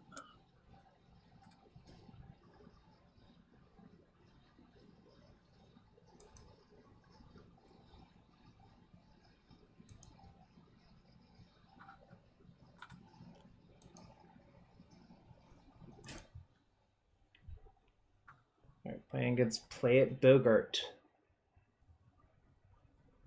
So, what do you think? So it seems pretty clunky to me. Yeah, I I mean, think I it's know we a, can I know we can get loam, but yeah, I don't know. I guess if we keep it, it's basically banking on the Sylvan. Yeah. I think I would keep because of the Sylvan, but if the Sylvan weren't in the hand, it would be a very easy mulligan for me. Okay. I think also, if we were in the draw with this hand, I probably would mulligan still, but since we're on the play, I'm not going to. I would just play field on 1, I think. Those pesky tap lands. Get it out of the way. Get that Sajiri step out of the way. Actually, that one you almost never get out of the way. You have to just hold on to it. I see. Thank you. All right. Okay. I mean, that's a thing. Feels like, yeah. If we draw any Mox exploration, okay, that's fine. Just Heath go, I think. Is there any consideration to ever playing around like random stifles? No. Well, I want to get more information about their deck before doing anything, is the reality. Makes sense.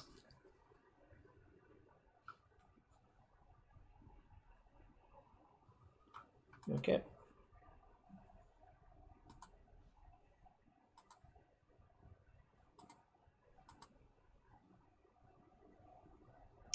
That's pretty good, actually. I think, alright, so there's a lot of ways to play this hand.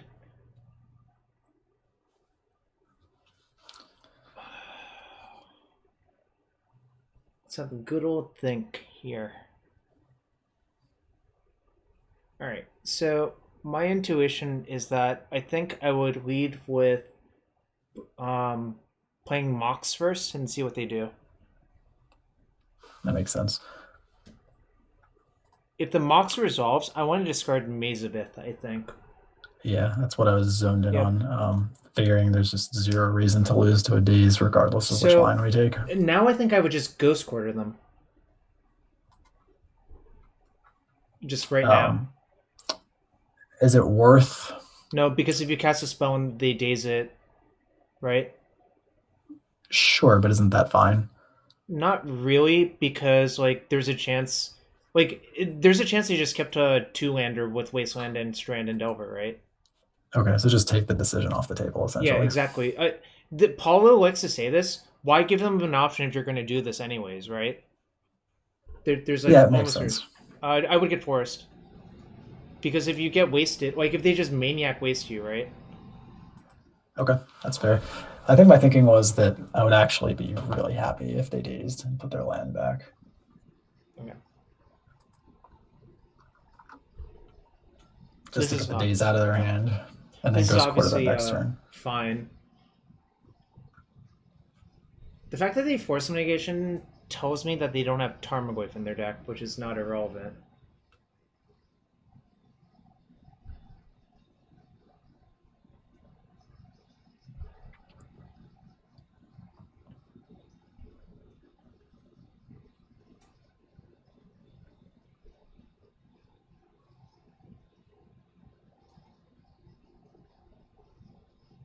That's Hooting Mandrills, huh?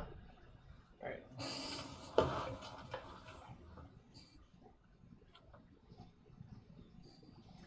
So, I think what I would do personally is cast... It's kind of tough because you want the crop rotation too, right? Yeah.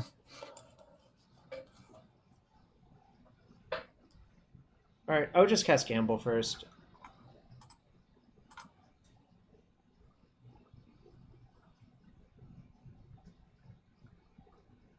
Yep. Okay, good. We discarded a card we don't really need. Yep, just have to say go. We're gonna take a little bit of damage, which kind of sucks, but... I think we'll barely get across the finish line this game.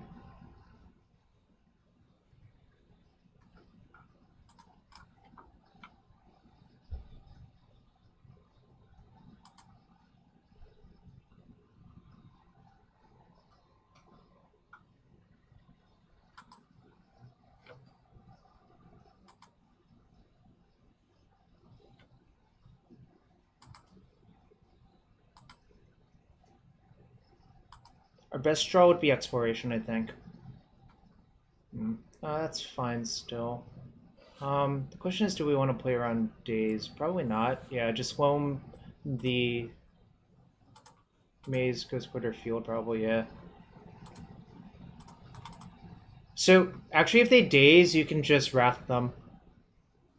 Wait, they didn't fall for it. I'll probably just GQ them.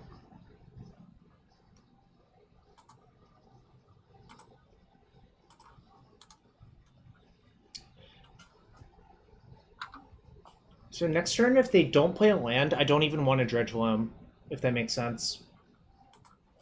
Yeah, we don't need the ghost quarter. But yeah, people often do that here, and I'm just like, what are you hoping to draw off your loam? You're actually hoping to draw a spell, right?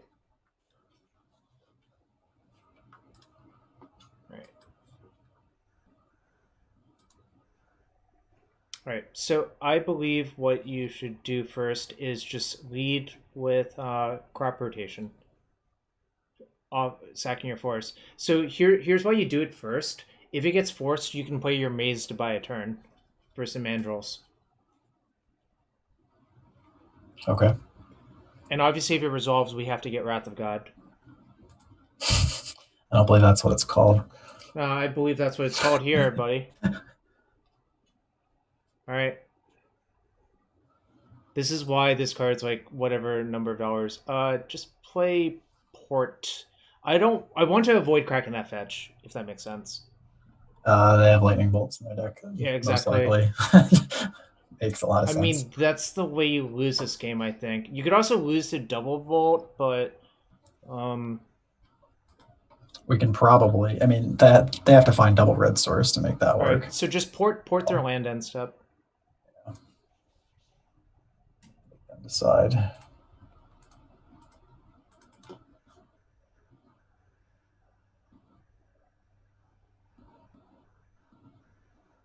A lot of people fetch here, and I think you're actually not supposed to. I mean, obviously, if they have 2 bolts in their hand, then they should. Yep. All right, this might be a tough one, but I think you have to dredge them now, obviously.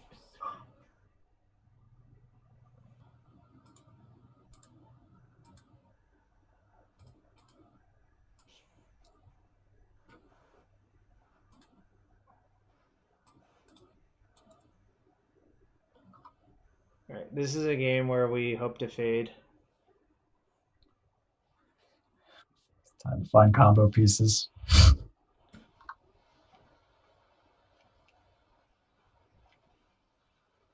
All right, I would not dredge again.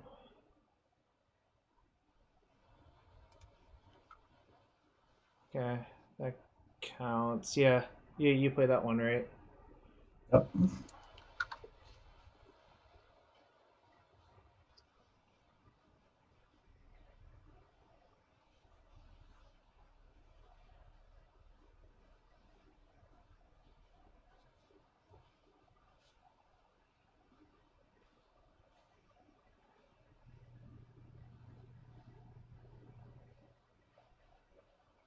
One, two, three, four.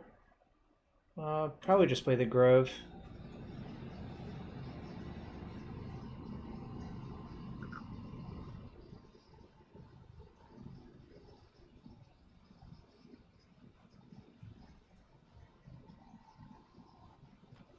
So you just pick up your fire and fire them, I think.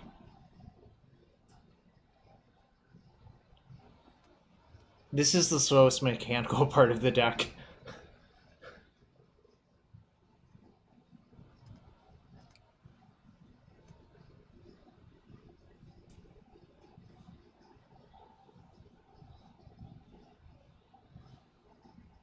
Okay, cool. All right.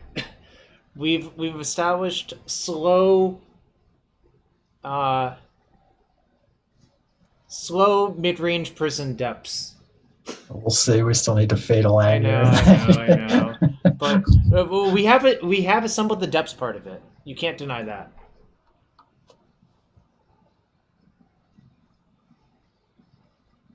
Nice. There we go. Yeah, it's kind of terrifying in those positions, but I actually believe you were reasonably fine. I will say reasonably fine, not like heavily fine. All right.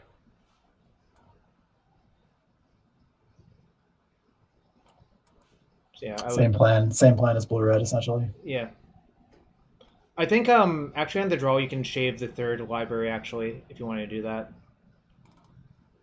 instead of the The bog or a port. I'm trying to determine the value of untapped mana source versus card that sometimes hoses Arcanist. I think port is probably better on average if I had to guess. Yeah. Bog sometimes cuts them off on manuals too, but yeah, Yeah, I don't. I mean, it's just not a good card to draw is the real problem. that's fair. Whereas port is like a reasonable card to draw, like most of the time.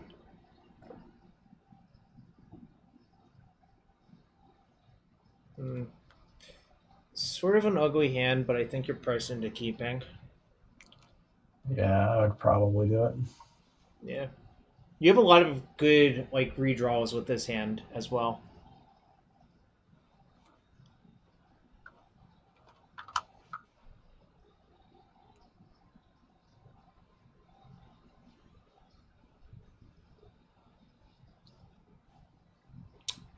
So I think I would play stage first, then play the Mox Diamond and see what they do.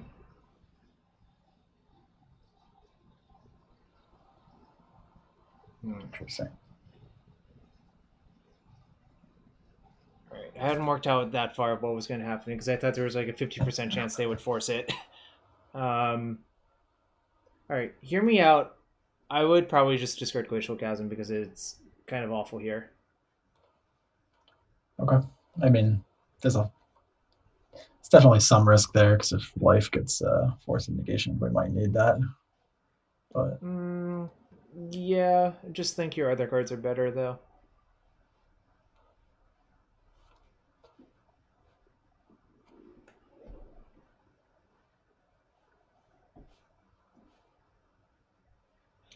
We're also going to play the game where we try to avoid playing a forest. I'm sure you're familiar with this game.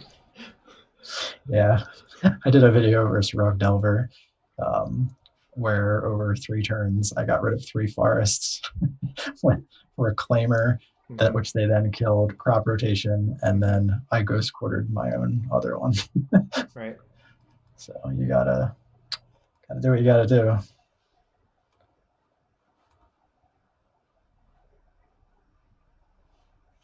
All right, so I want to ghost quarter their green source personally.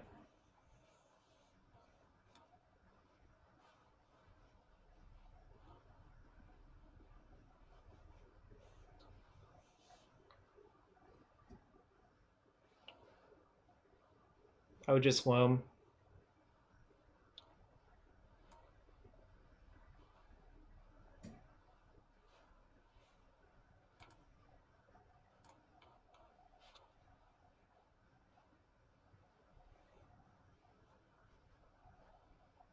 Okay. Oh, You can they go have Vapor Vapor Snag Snags, in their nice. rug deck? Huh. Apparently. Okay. Well, that's good to know about, I guess. Pretty happy to see that go. Damn, they did have a cantrip. They probably had it from the beginning, to be fair. Yeah, most likely. Their hand was fairly slow. Turn 1, do nothing. Turn 2, Arcanist.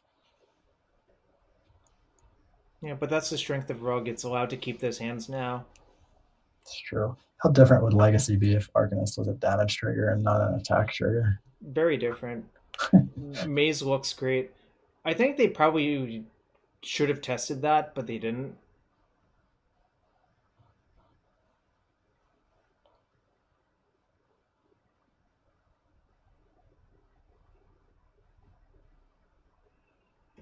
Alright, this might be a tough one unless you draw something good. I guess maybe they just draw a bunch of air, but it's kind of hard to draw infinite air with Arcanist, right? Yeah, I mean, a single ponder sees plus your draw step is a 9 carder. Yeah. If you're seeing all air. Mm-hmm. And Don't that's like probably the going to math flip. on that. Yeah. So we have to decide if we can draw to a depths. I think I probably would. I would just play the stage and not even bother wasting them. Yeah. Unless they do something like not have another cantrip next turn, then maybe it's a different calculation. But Yeah. Lightning bolt, huh? uh, So they're just gonna try to just 9-ball you? they can. It's kind of terrifying.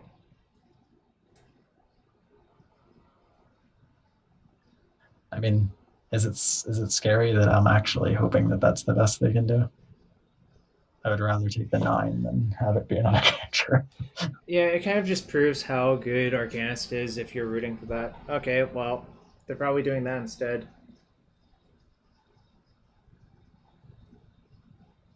I mean, they still might bolt you, which is actually the terrifying part, right? Yeah.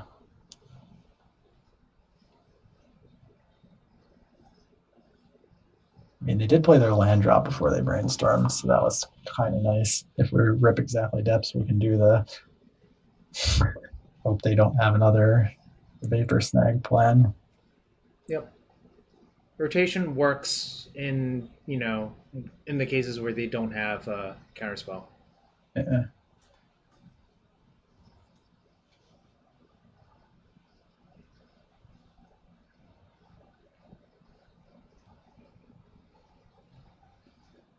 Yeah, it's funny in our 30 plus land deck how impactful Daze still is, because Daze would stop it too.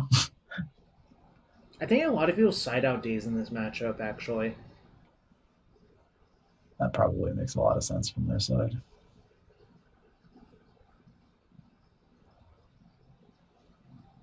Although they were in the play, so I don't know. They seem to be willing to fight over stuff in the early turns if necessary. Hmm.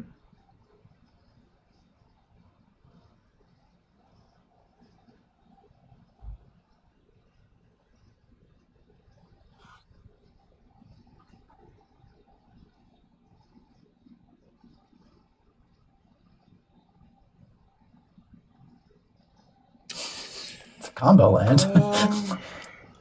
I guess you just have to play the maze just to try to stabilize the board a little bit, right?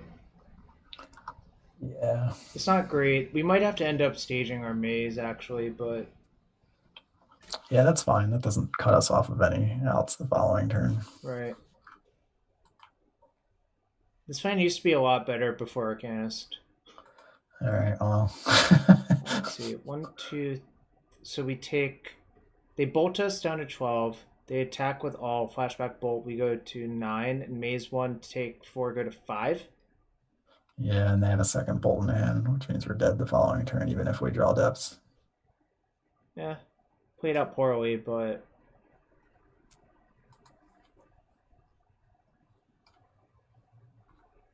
Oh, they didn't do anything. Yeah, I don't know That's why that. weird, right? It's a little odd considering we know they have bolts. Just stage the depths. Or the maze, obviously. I like what you said better the first time. That's really weird that they didn't bolt us. Are you sure they have 2 bolts? They definitely have it, unless they shuffled one off of a Delver reveal, because they definitely revealed 2 bolts. That was But the maybe second they time. revealed it to the. It's the same bolt off of multiple brainstorms? I don't know. The first bolt was revealed off the first Delver, so there's no way they Uh, shuffled that, because that was just off Foothills Trop Delver.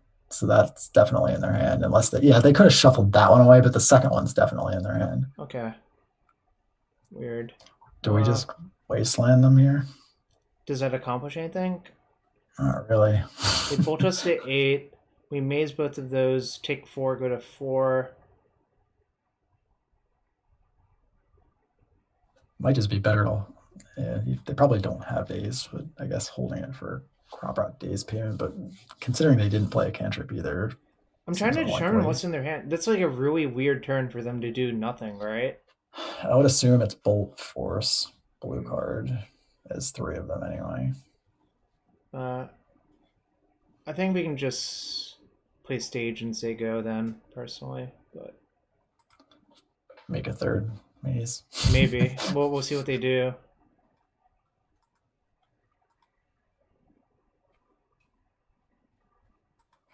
Yeah, this This is is odd really the way. weird because like my assumption would have been if that was their plan, they just bolt and flash it back immediately because then if you draw another spell, you can use a different spell this turn, right?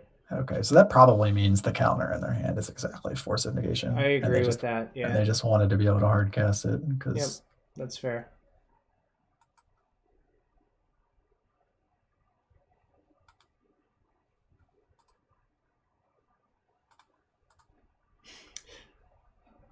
That maze has so many abilities on it. It's special amazing. maze. We're about to have two of them. It's not going to be as special anymore. Yeah, that's fair.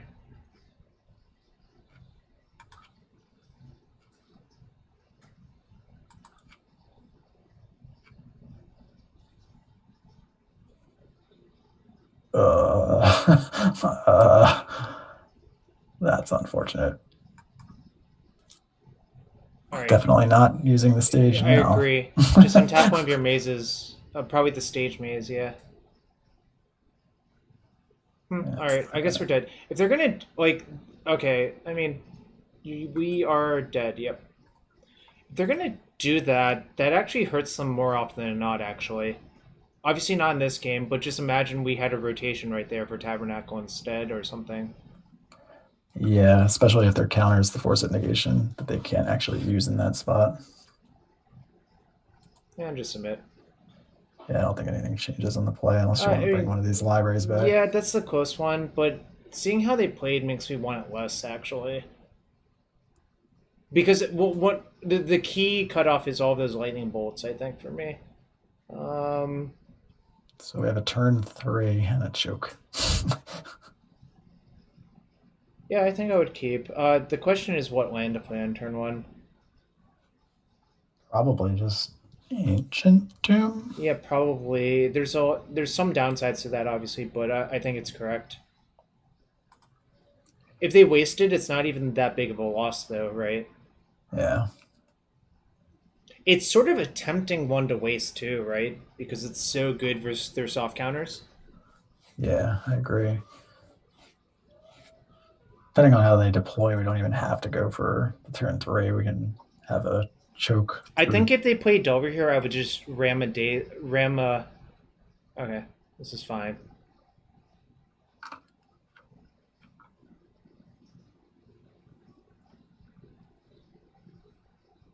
Just Cool. Grove here. Yep, Grove. That's a really aggressive wasteland.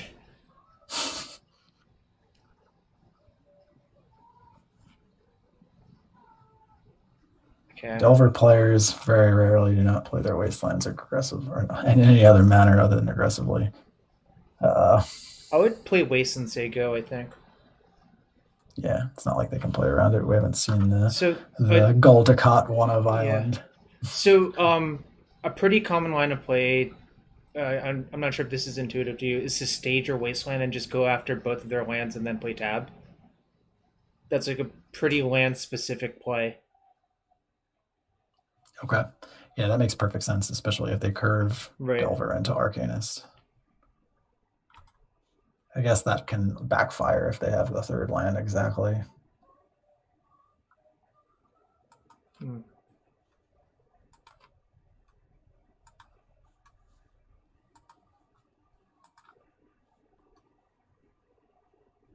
How do you feel about playing Choke? Um, It's bad versus Daze, but this is like the ideal scenario to play it in as well.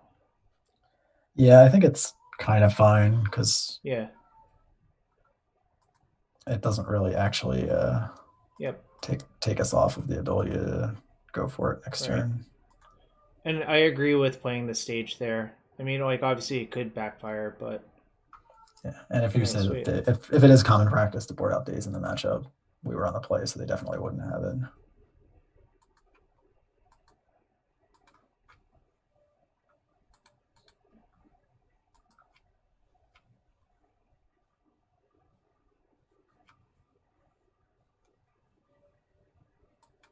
I see. So this person just left in all of their bolts.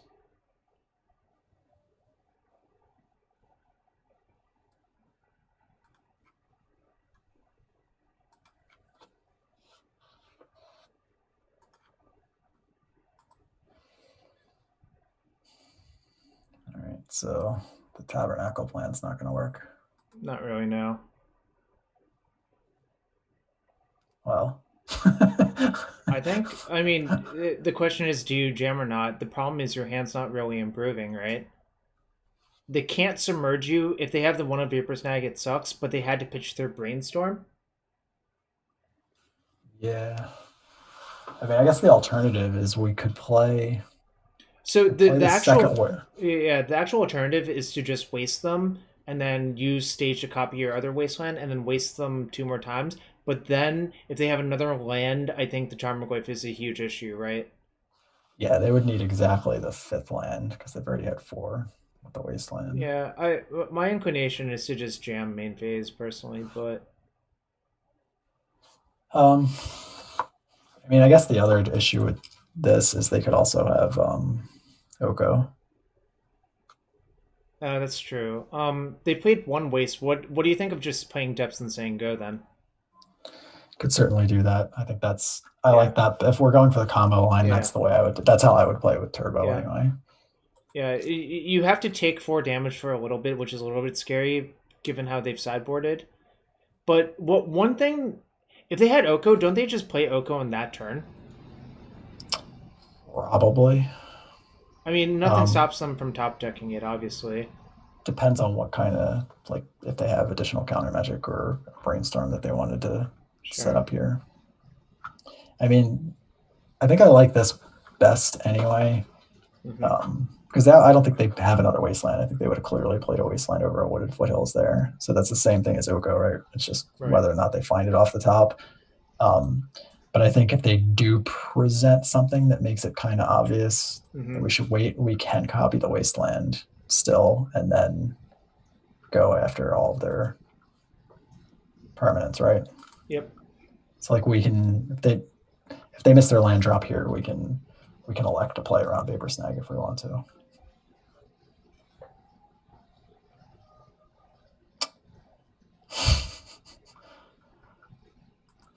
I'll take that one if we end up losing because of it. Mm.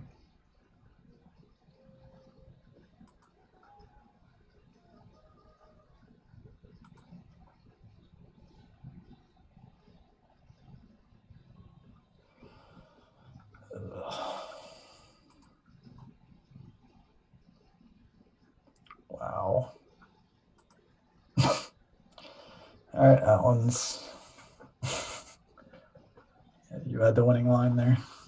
Yeah, it's okay. I mean, it's certainly a judgment call. It just I felt like when they chained you on that turn, it just meant they didn't have Oko. That was the read I had. But that's okay. I mean, sometimes losing happens. I will tell the people watching this video that Tom did get a 5-0 last night with this deck. Before people yell about you know losing too.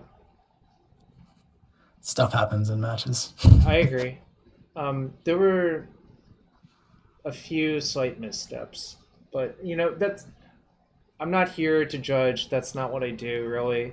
Just comment on them and hope they don't happen again. That's what you can do, right? That's kind of what I'm looking to do anyway, because Yeah. I'm not sure. I would have gone with like you're saying is a judgment call at the end of that last match. I would Yeah. have gone with my line and never thought twice about it. Like I'm not gonna. I Yeah. thought they didn't have. My read was they didn't have either because they played the wooded foothills there. So it doesn't.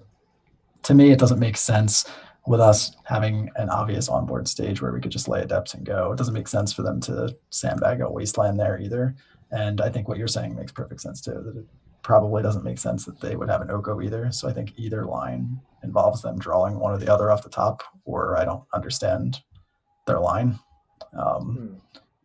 so I would have just played around Oko with the backup plan of wastelanding them off all their lands if they missed their land drop Hmm. and wrathing them and never thought twice about it. So I'm Yeah. I glad mean, glad we have the discussion. So it's something to look out for in the future. yeah. These are the things that people should take away from this video, like the things you can do differently, the things that we're thinking about. Because I'm not always right. I just think I'm right more often than not, which is a good place to be.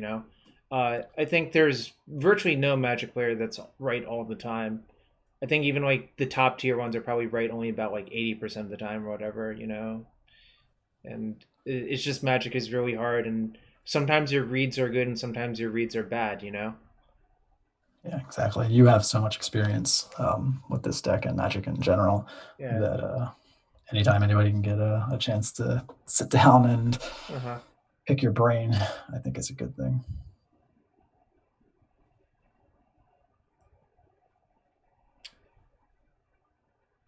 How many weeks? You have 2 weeks left of this trophy hunting. Yeah, I'm in coast mode. Do you think Poke's gonna catch up? um, I don't know. I mean, the trophy race is kind of silly I know, for a but variety of reasons.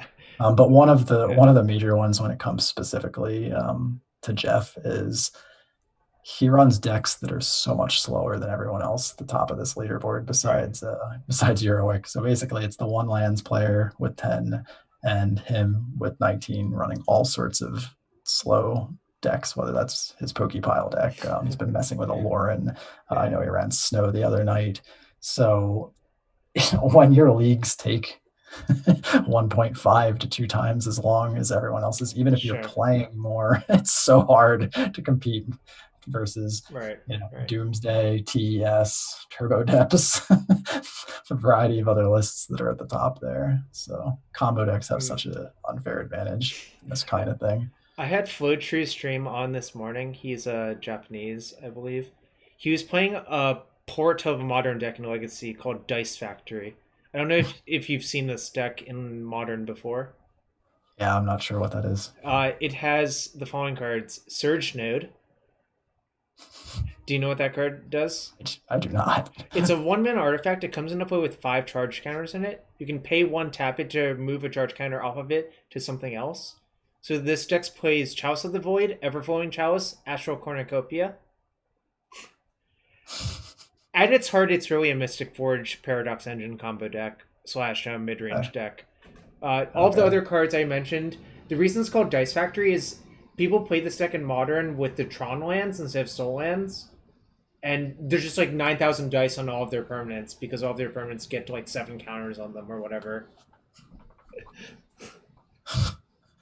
Something else. I don't think I've ever played versus them when they weren't on Eldrazi. Some Yeah, Eldrazi variant. they're 90. Most of the time they are black white Eldrazi or white green Eldrazi or colorless Eldrazi. I agree. Yeah. But yeah, it was funny to see them say, I'm like, Dice Factory Legacy. I'm like, I'll click on this. That you've got my attention because I know what that deck is in Modern. I wonder what you changed to it, and the answer was not very much. All right, let's see what we got. Turn one Lackey. All right, you know what you're in for, right? It seems kind of self-explanatory. Well, this hand doesn't do anything against the turn one lackey. I would easily mulligan this hand. You need the key to this matchup is acceleration. I think, like in True. a lot of your matchups. One amusing aspect of this is Oh, this they probably player. think your They very depths. well, they very well be mulliganing, baby mulliganing to try and get a good hand against Turbo. Yeah. Yeah, you So, you can sort of sidestep that a little bit, but it depends on your hand. Um, huh. Damn, if you had a red green source, I would snap keep. I'd probably still keep, but that's a little bit awkward. yeah, Yeah, it's basically I would probably would still keep. okay. My inclination is to bottom the port on the draw.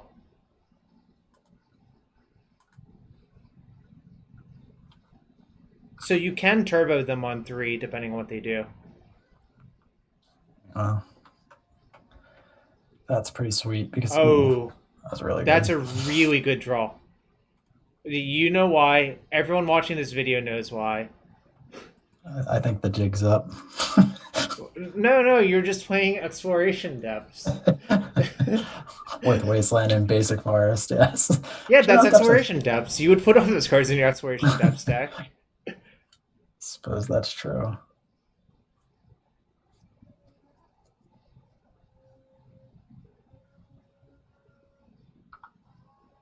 Cavern of Souls, naming goblin. Okay, that doesn't do anything. Blows up our pithing needles. All right. So my question for you is: do you want to play around Sting Scourger? It's Sting Scourger and Caracas, right? They could have a 1 of Caracas in the main. All right. Yeah, it's fine to say go then. You can beat Caracas with this hand, funnily enough, because you can rotate into Ancient Tomb, which is nice. Yeah, I mean, Yeah. based on that, there's basically no reason Yeah. not to, right? Because we can beat Wasteland too Right. under the same line. Yeah, this is a pretty good 6-card hand. Yeah, the exploration off the top was busted. Yeah, card's sweet. That's why I played this deck for so long. Like, Exploration is a broken card. Like, it's just so few decks are allowed to play it, right? Yeah. Because structurally, So, your deck has to look so different from every other deck. Right. that doesn't matter.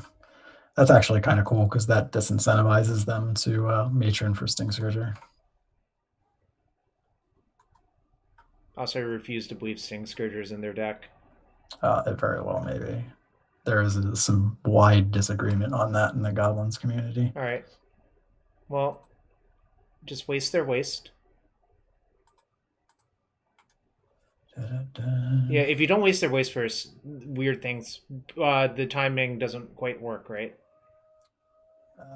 Yeah, I mean, if you fire off the crop rotation first, they can just activate the Wasteland, yeah. They're thinking like you fucked up, and the answer is you didn't because you just rotate away your forest for this broken land that shouldn't exist either. Urborg. I mean, if I could play Urborg, I would. But yeah, it's just easy as that. Who needs your graveyard, right? Exactly. So it's goblins. I like Force of Vigor quite a bit. I generally think most of your game plans are good versus them. You're not messing with this for Pashalek Mons. You obviously don't want to bounce box this. I mean, I would cut Bajuka Bog. It's definitely not very useful. I think the let's see, what else was I cutting? It's been so long since I played versus goblins with this deck. We didn't see much from their deck. That's the real problem. We saw Vial, which means that they're not on the turbo version. So I'm guessing it's pretty much maybe 2 or 3 card slots different. Yeah. Sylvan Library is not great here. Yeah, you can shave 1 library, I think. But I think the rest of your cards are useful. And I don't think I want Frenzy because I don't think that's what the games are actually about in this matchup.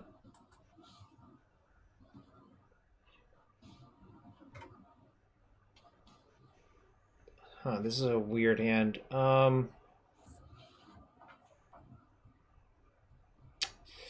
Unhappy Mulligan, I think. The maze is sort of tempting, but there's a lot that can go wrong. Yeah. Yeah, I think this is just better.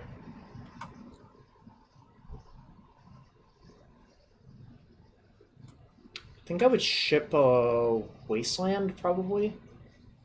Yeah, they're likely not going to give us too many opportunities. Yep.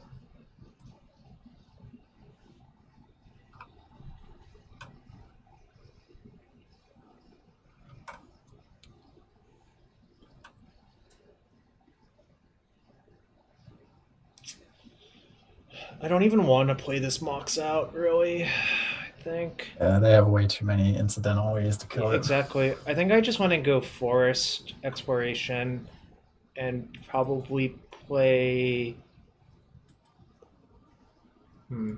What is our worst land? Oh, actually, one of the flip sides is maybe we want to just cycle the thing this turn, but maybe not. Actually, we have a lot of good redraws. Sorry, I've changed my mind. I would play Grove. Oh, I would play Mox Pitch Wasteland, and then play Grove, I think, and say go. Hope to draw depths, crop rotation, any number of other very good cards. There's a lot of good, like even a gamble. Yeah, exactly.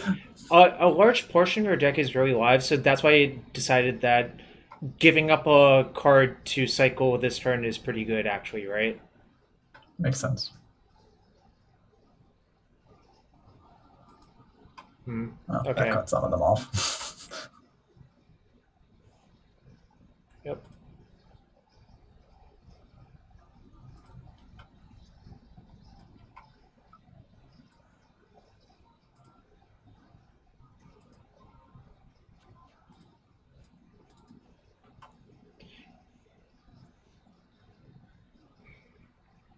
Interestingly, like punching fire is pretty hard to get rid of with relic, um, unless if they actually want to use it. I would just play tie against stage out.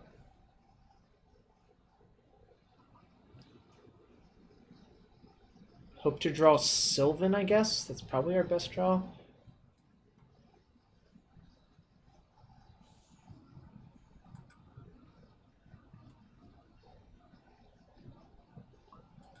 Oh. Yep.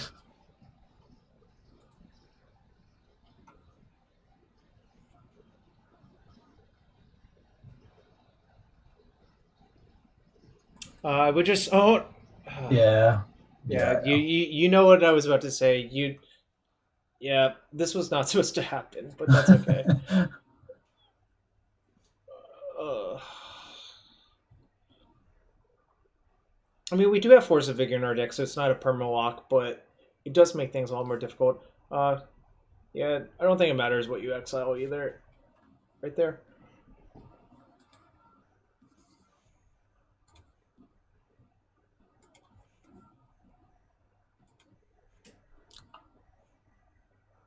Wow, What? that's really good for you, actually. Um,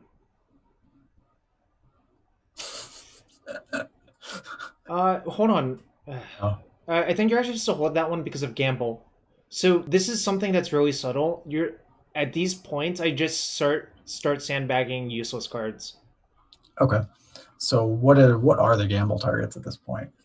It depends. I mean, like it depends on what the board looks like, but most likely you're going to want to get punching fire. I think, right? Okay, that's Um, fair.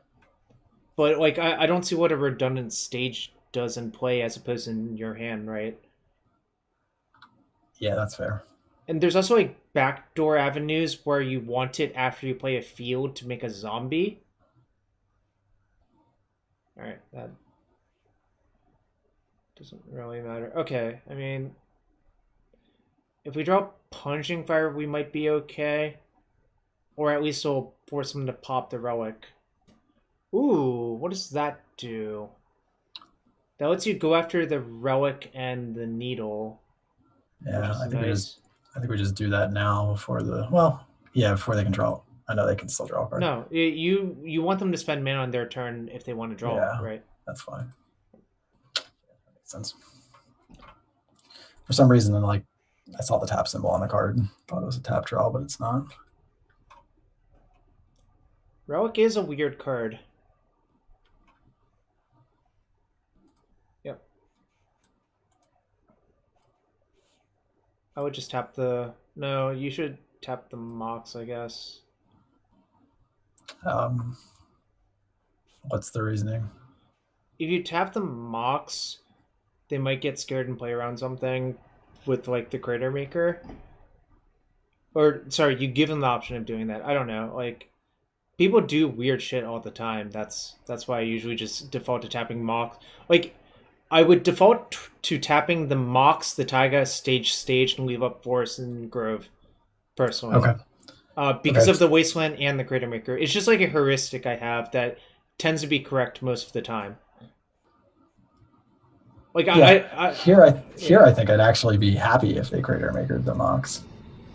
that's fair as well. But you can't force them to do it. So again, with the Paulo thing, you should just do the thing that cuts off their options. Technically speaking, it's just like ingrained in me, so I do it by default. If Okay. that makes sense. Yeah, I think the overwhelming majority of the time that would be correct. But I think here, if All right. they somehow felt like this was in their best interest, All right. I'm not worried about the mana at all. And that was a good Okay, draw. we're probably dead. Somehow not actually. Oh, okay. Let me rephrase that. You need to draw something. And I think it needs to be Glacial Chasm or Rotation for Chasm. Yeah, it actually has to be one of those two.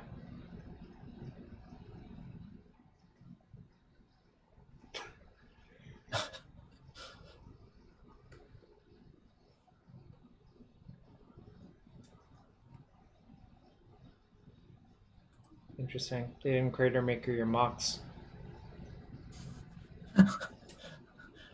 They even have a couple of them. Alright. Okay. Game 3 on the play. Let's see. Do I want to change anything? Sylvan's a little bit better on the play as well. I think maybe I'll cut Ghost Quarter for Library on the play.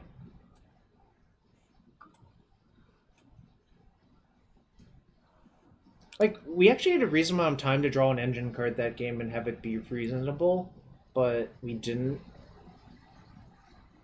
I guess the Loams would have been pretty bad, right? Pre-Force of Vigor, yeah. Yeah. Well, no, even by that point, just drawing it by that point is too late. Yeah. Keep.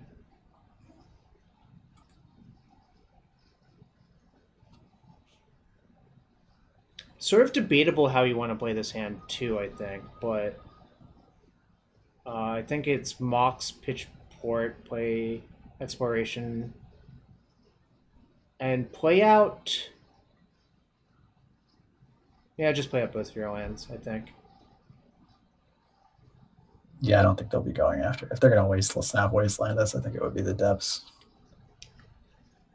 I could be wrong Yeah, about that. that would actually not be great for us, but I also believe there's a chance they don't do that because it's like kind of maniacal, right? A little bit, yeah.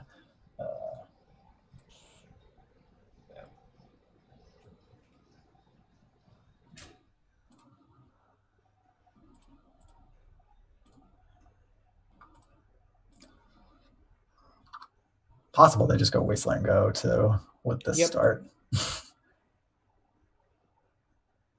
And then like a stage actually KOs them because of the same thing in game one, right? Yeah. Okay, that's fine, ish. So I Got it. think any land does it if you don't want to play around Caracas or Sting Scourger, and that's your call. Okay, well, good. Now we have no options, so easy enough, right? Yep. I also don't think I would play around Wasteland there because that's such a greedy Yeah. line, Mountain Relic, if they have a Wasteland. So you think that means it's more likely that they have a Caracas in their hand? Yeah, Okay. or just none of those cards. I just that See, tells me they don't have Wasteland. people love to do this stuff. This is why I place a huge priority on cards like, well, I mean, Sylvan. Everyone plays Sylvan now, but there was a point where people did not play Sylvan Library. If you remember that, I I would do. just pay 8 personally. I want the gambles at some point to clear something. Like you just need raw cardboard versus if something goes wrong. Obviously, I would just hit the gas pedal if they just do something stupid, right? Yeah. They don't have the Caracas, then whatever. If they just play a Goblin and Caracas, we just kill the Goblin. This seems like we're in a really good spot. Yeah, I mean, Soul Library is a messed up card versus decks that don't kill you that fast. And Sting Scourger is a really, really bad magic card without either vial. I'd argue even with Aether Vial, it's still not a great magic card. I mean, I've played a lot of uh, Sting Scourgers in my life. It's not a particularly good card. Like, I'm not sure they have an out here now. well, that ain't it. All right.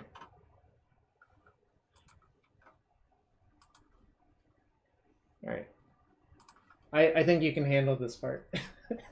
What do I get here? uh, This crop rotation card is kind of foreign to me.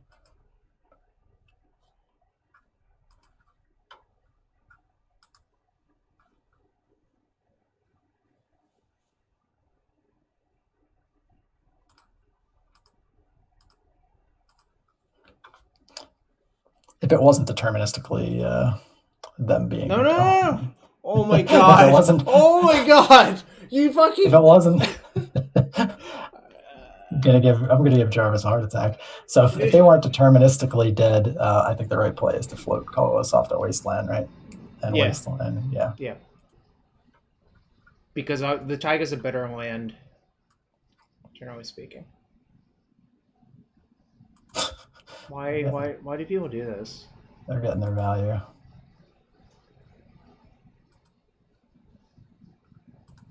You know, they're gonna keep playing. I'm gonna keep playing.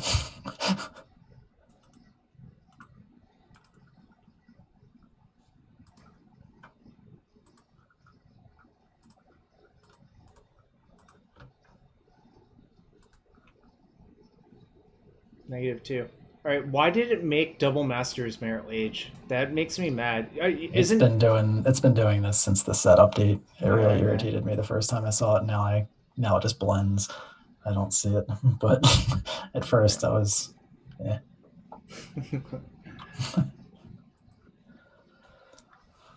No, at least I didn't lose to goblins. Got that going. That's a pretty good matchup for you, I think. The weird thing is, I think the Tabernacle plan's not the most reliable versus them or elves, personally. Yeah, well, elves doesn't have as many, but goblins has a decent number of basics. Well, the elves thing is mostly Gaia's Cradle does counter it. That's So, fair. the other thing is, I've explained this before. I don't believe the elves matchup is about rotating for Tabernacle. I believe it's about rotating for Chasm when they hoof you or fast stage steps.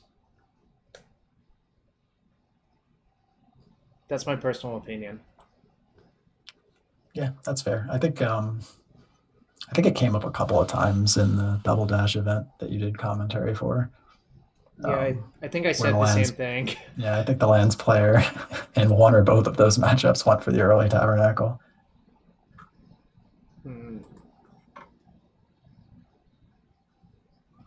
Seems mean, good. yeah, this does look sketchy, but it actually isn't. You just cast Loam on one. Now, the flip side is if your opponent is like of the school of force every mock summon, you actually get punished. But whatever, I didn't come here to mulligan these hands personally. Yeah, I mean, double tutor exploration, turn one loam. We just go. Yeah, this. If they force Yeah. the mocks or force the negation the life, okay. If they force some negation life from the Loam, I'm not even that sad. Like, frankly, I mean, it kind of sucks, but it doesn't suck that much, right? It's true. Yeah, we still have tools to work with at that point. I mean, this hasn't come up yet, but there are times where I just wait with Gamble until like turn 5 after I've loomed like 3 times or whatever. But this hand doesn't even need to do that, which is nice.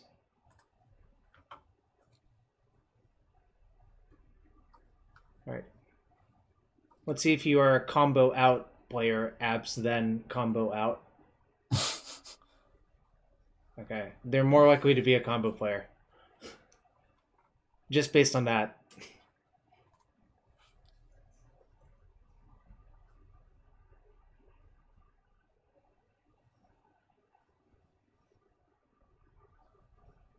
That doesn't look like combo unless it's a show and tell variant.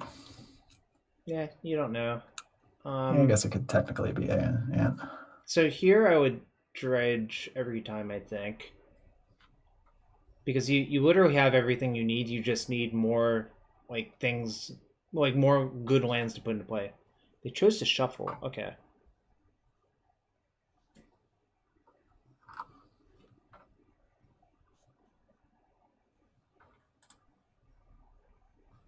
Those are That's lands. decent, at least. I was sort of hoping for a fetch land because then you could play exploration this turn. But, you know, we can't be greedy, right?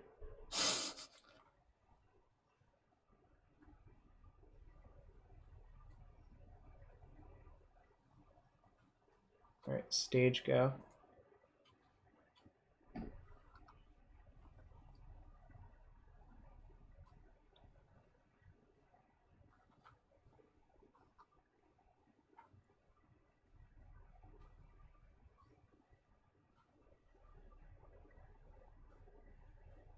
So whether or not we dredge this turn, I think depends a lot on what they do. This is not great. Yeah. I don't like this, Tom. I don't like it. Lotus Petal seems redundant unless they have another Lotus Petal. I really don't like this, Tom. Uh, Oh my that'll gosh. I also work. mean, we were never beating this draw, I think.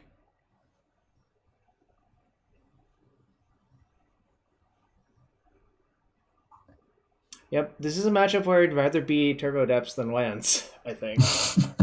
I'm not like they're the decks are not really that similar, but people love to lump them together. I was never one of those people.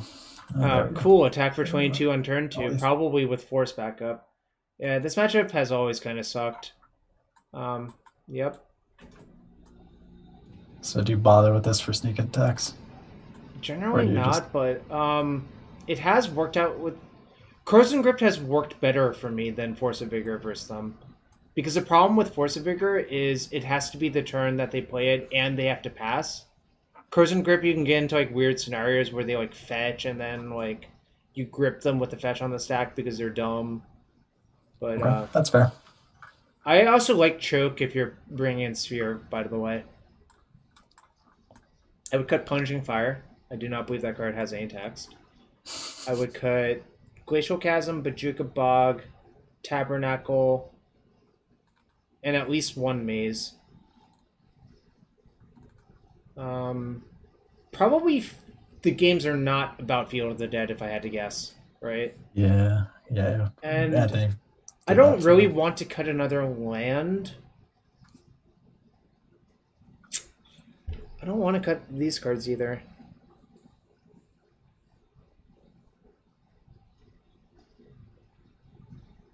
All right. Would you think it's crazy if I told you that I want the Caracas in as well, No. but I want to cut the second maze?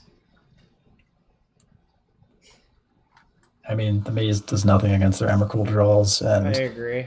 And I if they think have then Gristlebrand, they're going to find Emrakul eventually anyway. I think the next worst land is actually Blast Zone, if I had to guess, because it doesn't do anything, right? They have some. Occasionally, I've seen some weird cards out of them. Like you'll see Sorcerer's like a Spyglass. spyglass. Yeah, Yeah. I mean, whatever. If they Spyglass me, so be it. Yeah. So especially in a postboard game, I really, really, really value either having a blast or a sphere in my opening hand. I'm probably just going to mulligan all of it. Oh, hold on. Is it too late? Yeah, side out one life from the loam, actually, for Blast Zone. I forgot that's what I actually tended to do. It's not really that important unless they get a very specific draw, if that makes sense. Yeah, it does. I mean, Loam Engine's important, but I don't think it's what this matchup's about. No, it's not. This is not like a Delver deck where you really want a loam in your opening hand. Like, if their draw is all non-basics and you draw Loam Wasteland, great, because you'll put them in Stone Ages, then they can't do anything.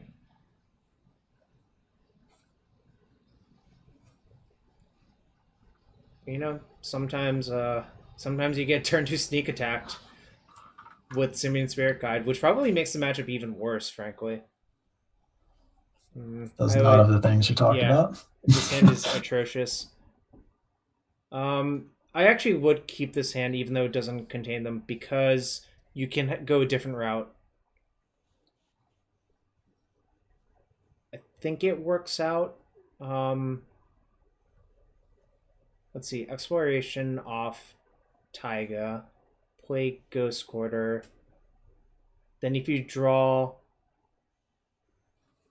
an untapped land, you can try to kill them. I think that's better odds than trying to mulligan into a better 5, if that makes sense. Yep. So bottom the second crop rot. You could make a case for Gamble, actually, I think. Okay. Yeah, I think I would put back Gamble in the case where it actually does fail. Then a Crop Rot, I think, is valuable.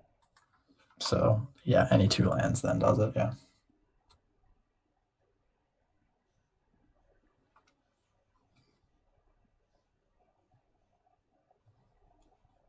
Yeah, so this is the third type of hand I'm willing to keep in the matchup on the play, which is just a fast combo hand.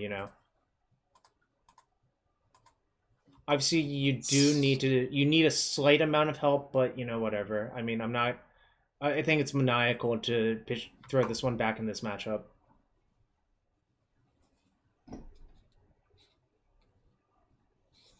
So untap land does it.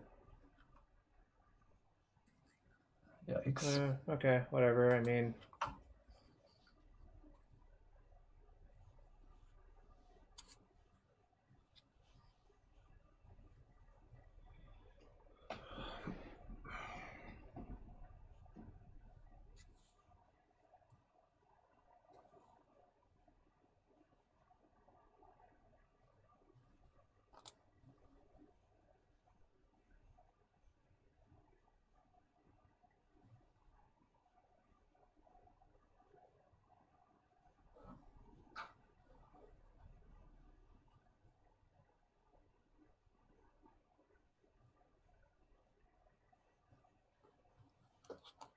I wonder if they're considering the Ghost Quarter. I don't think that's. I think it's the thing about Caracas for Emrakul. That's possible too. It's interesting though, because if they have a counter, that wouldn't matter. I don't think they have a counter. The exploration resolves so fast. Yeah. All right, that sucks. Okay. It means we have to probably try to get lucky a different way. Not ideal. All right, so hear me out. What if you just play your depths and rotate it away for Wasteland? Yeah, I mean, we're not pumping 30 mana into it I anytime agree. soon, so I think that's Yeah. perfectly reasonable. Can we get that gamble back? Yeah, I mean, basically,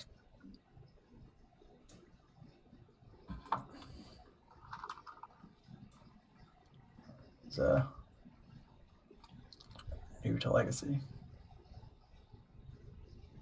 So I guess like the only alternative we have to combo anytime soon is blast zoning that thing. I think that's only going to happen if we have Loam going, pretty much, right? Yeah, we're missing multiple pieces. Right. Yeah. This at least likely ensures we don't die over the next turn or two, and then maybe we draw a sphere or loam something. Oh, your dogs are awake. I can hear it. She's thirsty. They awoke from their slumber to drink water. That is like, and I'm not even kidding, that's like 25 feet away. They drink so loud. Bob's dog does the same thing. Yeah. Oh. Do they not have a land? That'd be crazy. That would have meant they kept a no blue source hand. I mean, it was on 6 with an Ancient Tomb Spyglass. Maybe that was their reasoning, but I don't know. I'm obviously not the boss of them.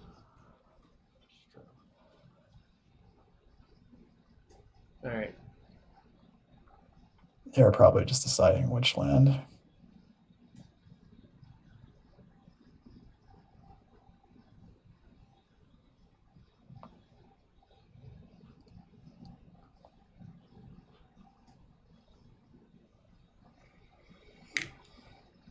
Damn.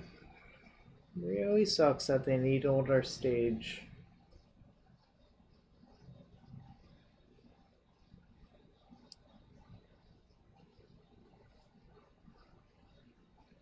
How often do you find that comes up? Because that's two of the Not four matches. From Sneak and Show, not that much. From other decks, sure. Like Goblins, I would expect to play more, not Sneak and Show, personally.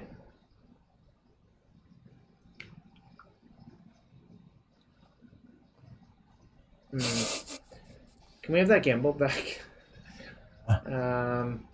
Nice. There's no reason not to run it out. Yeah, anyway, right? you're supposed to play it. It's just like obviously very sad, and we're probably going to lose, but that's the nature of the beast, right? Yep. There's 0 point in changing their Volk into a basic.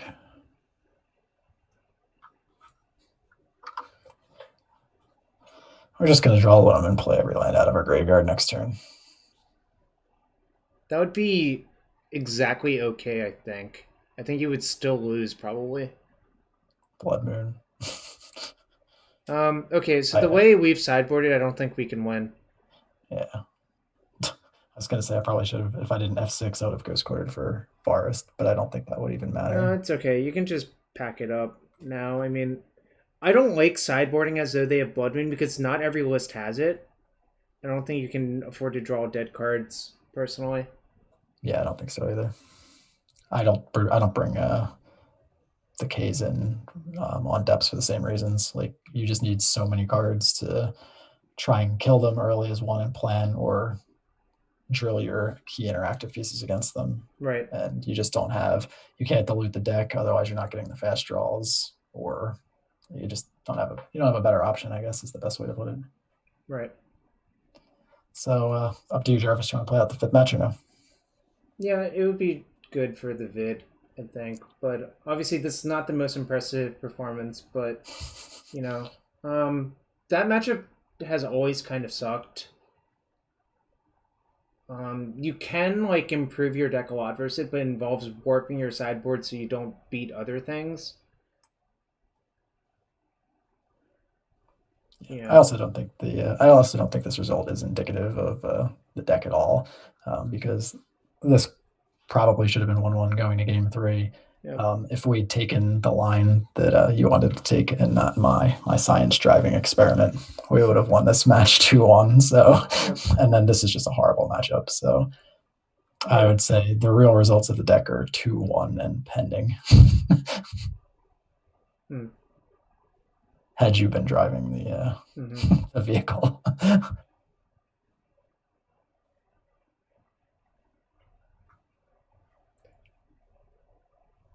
I do not know this person, so they could be playing anything. Their username gives nothing away.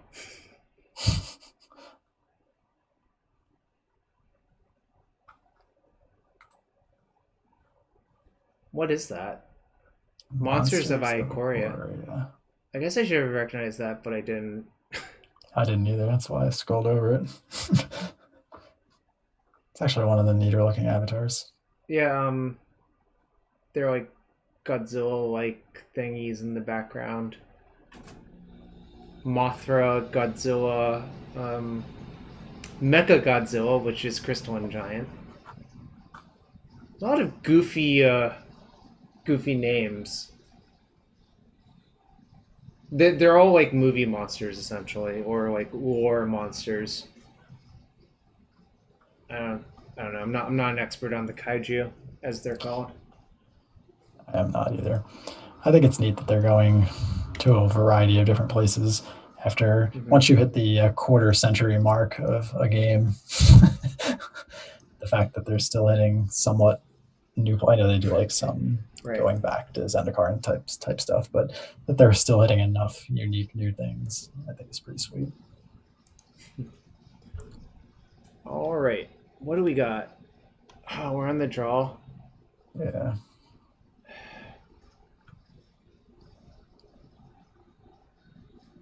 It's almost great, except you're missing acceleration.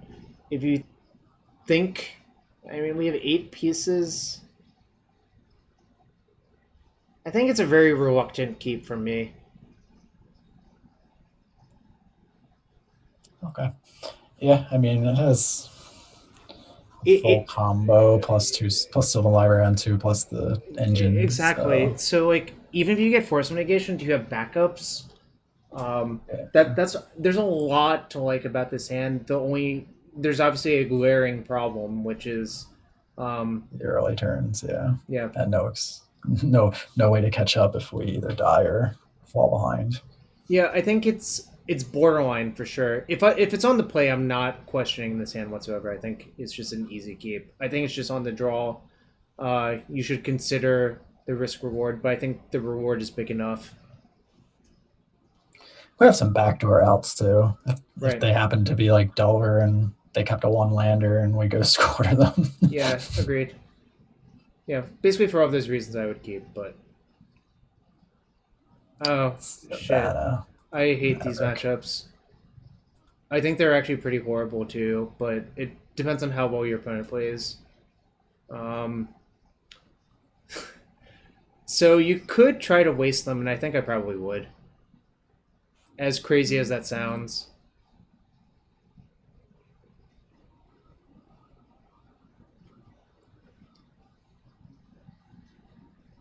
Yeah, basically, this is a matchup where I agree that Jund would be better than Red Green, because having Queen answer to Knight matters so much.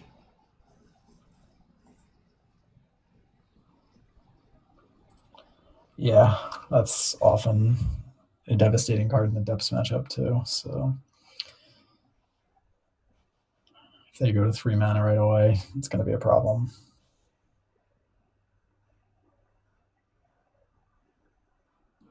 The way you can generally win this matchup is either by it's usually by waste locking them actually. Funnily enough. All right. Okay. That is gets slightly annoying. Yeah, just fetch go obviously. I think we're probably gonna lose. If I knew it was against this deck, I would probably not keep that hand. I'm not gonna lie, but that's the problem sometimes, right? Yeah.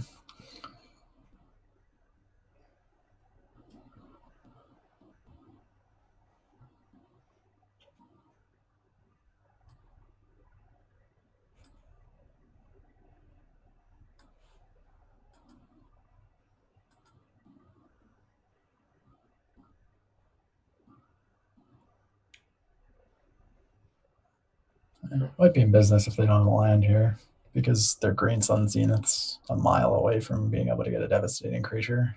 Yep. Thalia doing some work for us. Yeah, I kind of hope they just say go. Yeah, because at that point we can start porting their planes and really stall.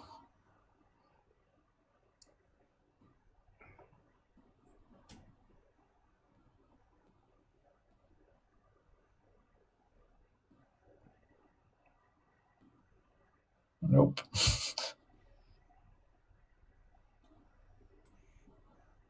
Well, that's not great for us. It is not. That's Okay, decent. that is good for us. Yeah, just get forest because of wasteland, obviously.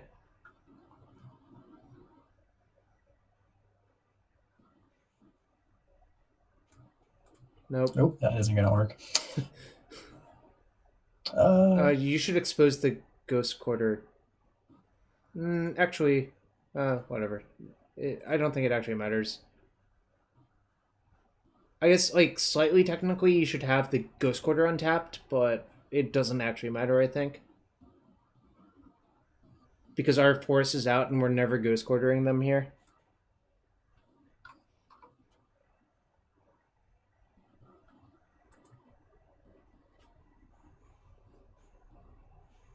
Alright, I hope they don't have a land.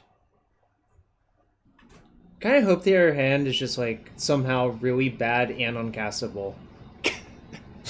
Which is not very likely, actually. they could have a Zenith or two to go with. Zenith is not that bad for them, though, is the real problem.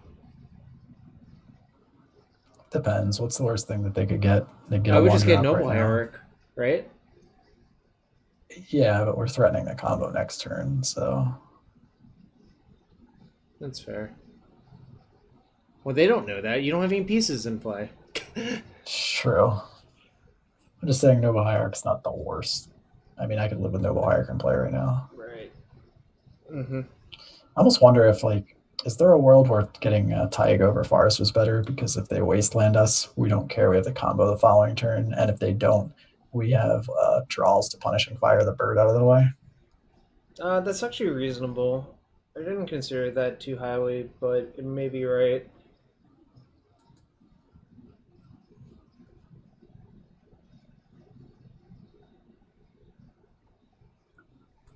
Alright. So Bayou tells you a lot about their deck.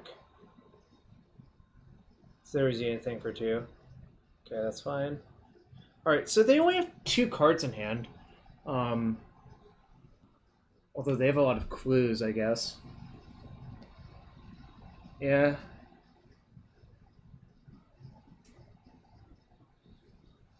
What do they even get? Like, Maybe a Scrib Ranger.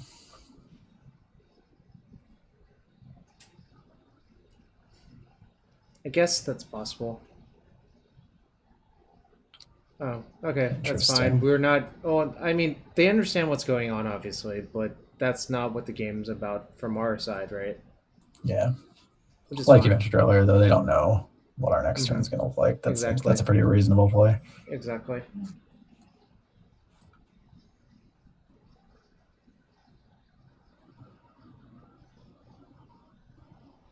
Only have 2 cards. Yeah, probably just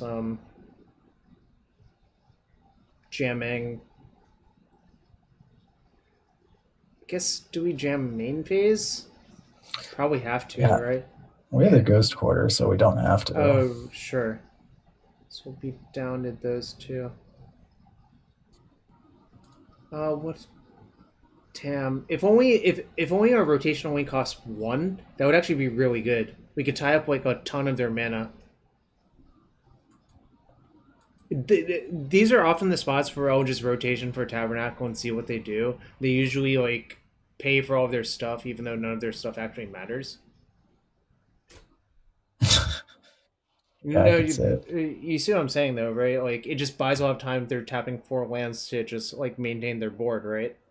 Yeah, I guess, I mean, it's kind of an issue in that um, they could put us to 5 if we do that. Right. That's And why I then didn't we're want to just, do it here. Like yeah, we're just technically dead on the swing the next turn. Like all they have to do is float a green, let the bird die, pump the use, and we're just dead on the following attack, even with a blocker. right.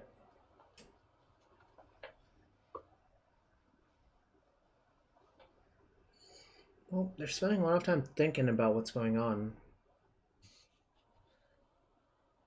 Oh, I forgot to tell the show and tell person that I thought their name with Spyglass was correct. I also I'll have believe it to, was correct. yeah, I was I hoping they forgot. wouldn't do that because then you get to kill them like a large portion of the time. But then they did that. I'm like, okay, we're probably not in good shape. That's Okay, pretty cool. that's a good sign for you, I think. I guess if they draw exactly Caracas, we're kind of sad, but Oh, that's great because that kind of okay. takes Plow off the table unless they have another Wait, land, why? and they tap their blocker. This makes no sense. What the heck? Uh, I don't. What? I mean, they can't Plow now, period, because of Thalia. Yeah, this was not good, and we just take the damage, of course, right? 5, 6, 7, 8, 9. Beat to player on Caracas. Yep, unless they show us something that somehow makes this more output, but I I don't think mean, that's even possible from if they have here. another bird, second main will suck. But whatever. I'm not concerned about that. So I guess they didn't have a plow in their hand somehow, right? All right, that is irrelevant.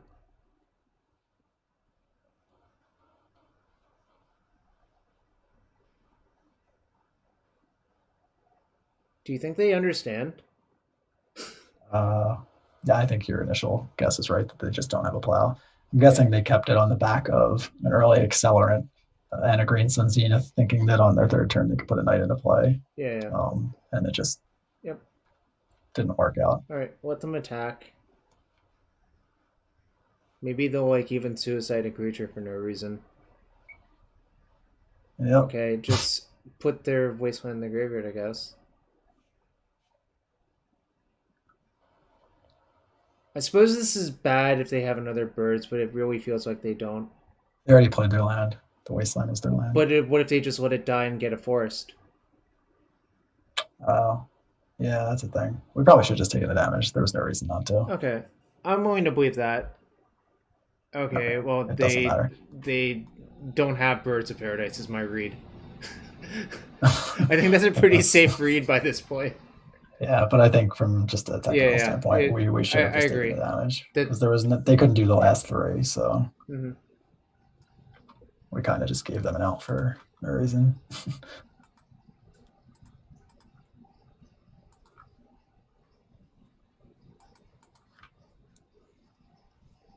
Man, thought we were so dead. It looked really bad. Tireless Tracker is not Knight of the Reliquary. Agreed, but it was pretty terrifying. If they just leave all of their lands untapped and say go, well, not say Yeah, go, right? But like, you know what I yeah. mean, right? It's The just first Clue Crack was fine. The second Clue Crack, okay. I I like don't agree. Caracas in this matchup. I like. Hmm. Frenzy is okay. It depends on how many Pride Mages they have, I think. I don't like Glacial Chasm. I think it's horrible. I think they're probably like might only have one Pride Mage because normally Okay. they play the 2/1 now, right? With the Gain for Life Oh, Knight of option. Autumn. But Yeah, that's sort of like it's that's basically the same card in my book. yeah. So they usually I run think I two of would those still cards. have them in because the games get like you don't always have graveyard access because of ooze is part of it. Um, so I know Ghost Quarter was good there. I don't think it's generally good versus them. Like it's Wasteland would have done the same thing. Makes perfect right, sense. Yeah. and I think you can cut exactly one maze of it. That's more debatable. I think a lot of people would tell you not to do that, but I kind of think you don't really need the second maze a lot of the time. Like you can't maze a knight really because it doesn't really work the way you want it to. If that makes sense. No, I totally get it. The value in the matchup is often the tutor, not the body. Yeah, like knight killing you is not the root of the problem. It's a symptom. Yep. Um, the only reason I leave in bog is so you can kill a knight with punching fire plus crop rotation. I mean, It happens that's so often, like that you have to do that, and like it's always correct, pretty much. yeah. A bunch of these lists have an excavator too, so there's some additional value there. Yeah. So, um, back to that game. I think we got pretty lucky for that game to play out the way it did. I don't think that's going to happen on average in this matchup, and we cannot keep hands like that versus them now. Now that we know the matchup. Uh, Results oriented thinking, Jarvis. Those types of hands are 1-0. We absolutely have to continue down that path. My data is much larger, and it doesn't look like that. My data is probably like that's probably like a 10% hand in the matchup. If 10% might even be high, actually. Could be 26%. Hand's great. This is a really good hand, actually.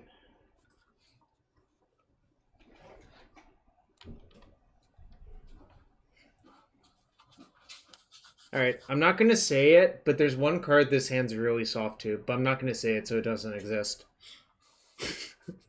That's how that works, right? Almost every time, yeah. Yeah.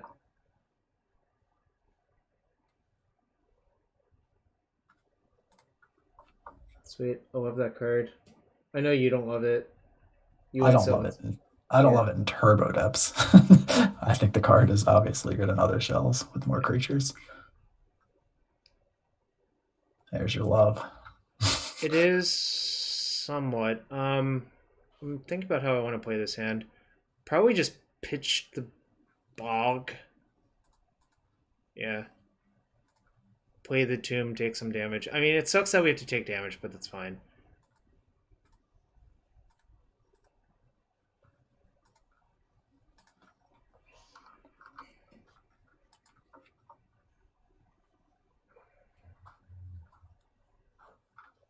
My favorite interaction is never going to come up this game, which is Glacial Chasm plus Tomb means Tomb deals you no damage. Nice. How It's could you board actually that? How could you board that card out knowing that interaction? because it's horrible versus them, because the matchup is about them having Wasteland, pretty much. Oh, okay, that is fine. I was terrified that they were about to tap a third land, you know? I mean, it's still really good. They can Okay. pretty freely draw cards. Ooh, that is nice. Okay. The question is how much damage do you want to take here? I think I would only pay 4. Leave the blast zone on top. Yeah, I think the Taiga is great here. So I think I would play Taiga, uh, play Exploration, and play Tabernacle to tie up some of their mana.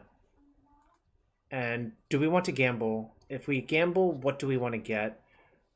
My instinct is we should cast Gamble, and we should probably get.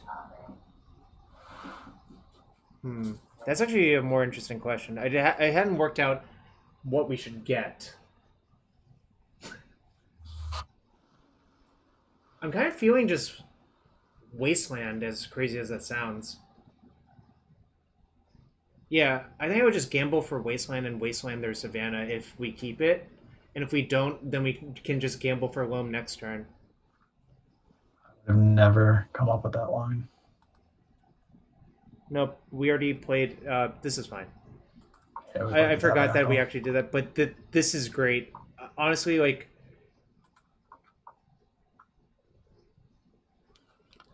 Yeah, we should be able to double Wasteland them next turn. Well, if we keep the loam. Yeah. And, like, so they had the option to play Knight that turn. It's very unlikely they can play a Knight this turn unless if they draw into the Knight off the Sylvan, which is obviously possible. But I'm not going to worry about it, you know? Yeah.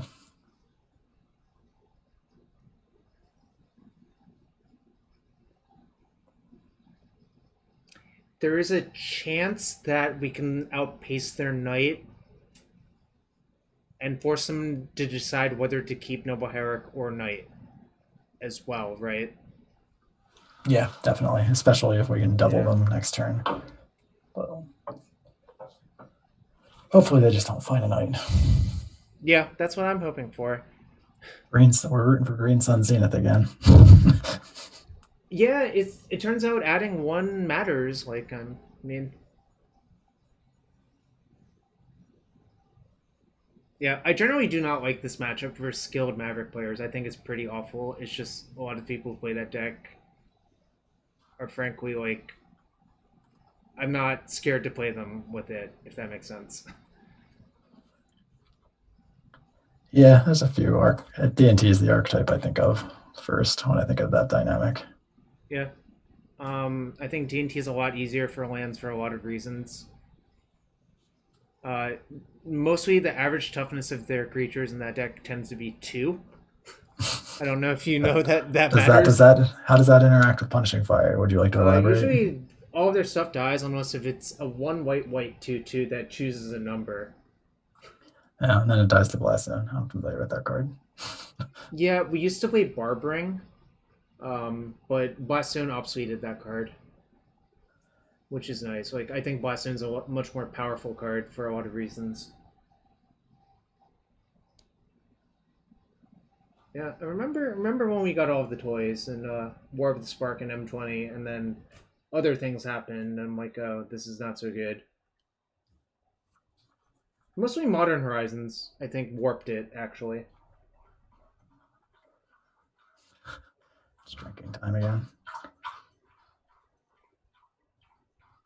Look, all dogs are good. It's true. Alright, just play like Dahlia. Come on, just do it.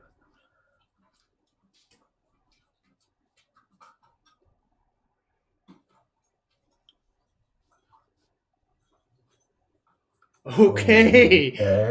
Look. I think people overrate GT so much. It's kind of crazy. What? All right. They decided they didn't want to play Magic anymore.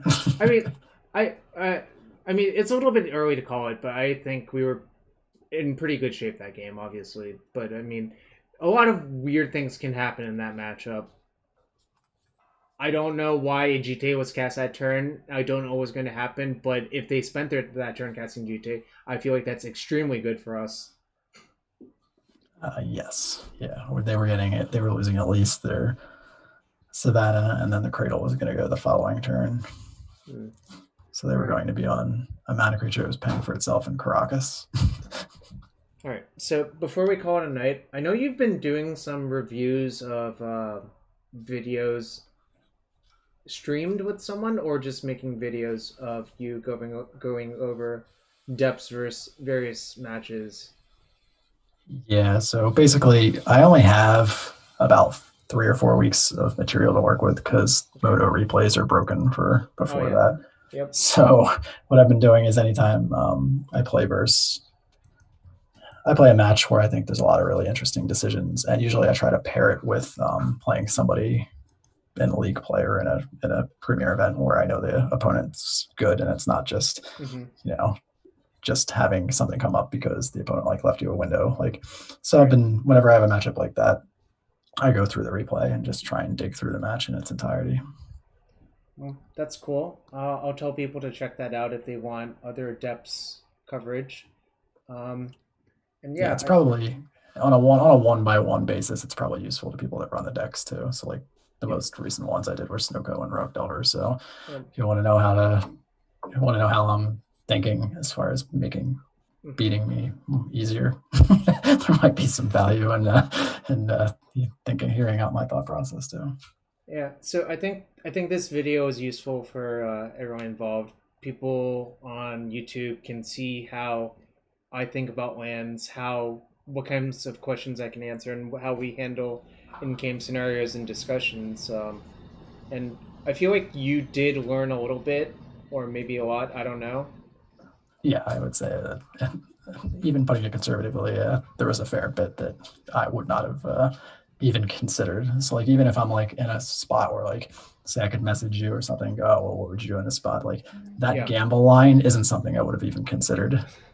Like Yeah. like getting the wasteland. So that's just something to add to the thought process. So if I continue to play the deck going forward, that's something I know to look out for and Yeah. consider.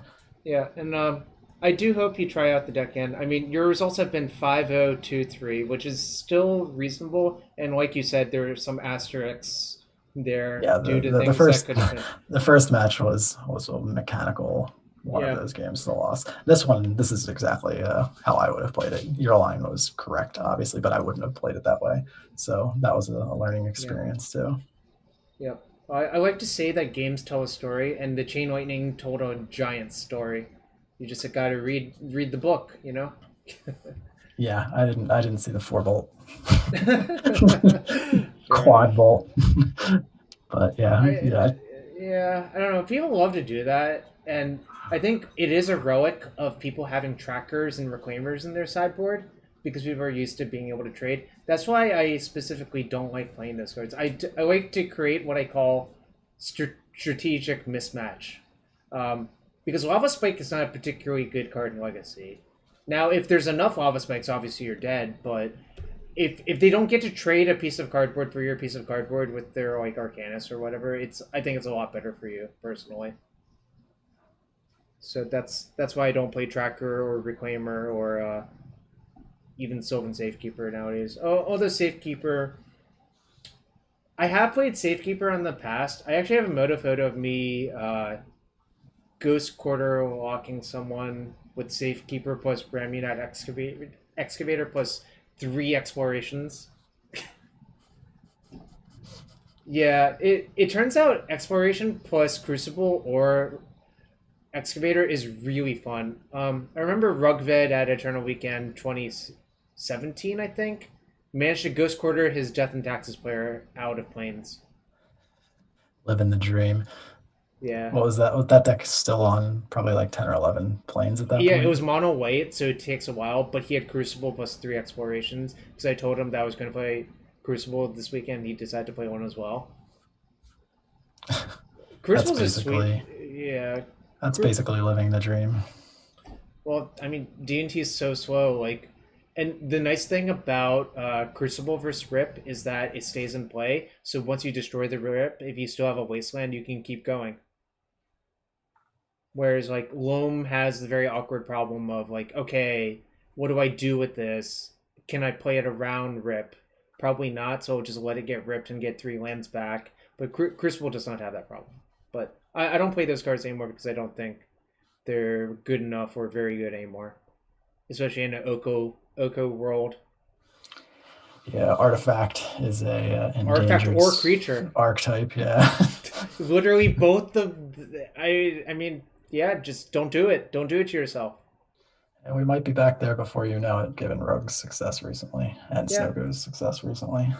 Anyways, we'll see. I think I'm going to call it quits personally, and I think you have some dogs. Yeah, I Everyone loves gotta. dogs. So check out Tom's videos. He's at Negator77 on Twitter. Check out my stuff, and you can find me on Twitter. Coaching requests in my Discord, and thanks everyone for watching. I'll be back to stream probably the prelim tomorrow. I'm not sure. We'll see. Anyways, thanks a lot, Tom. Have a good night. Thanks.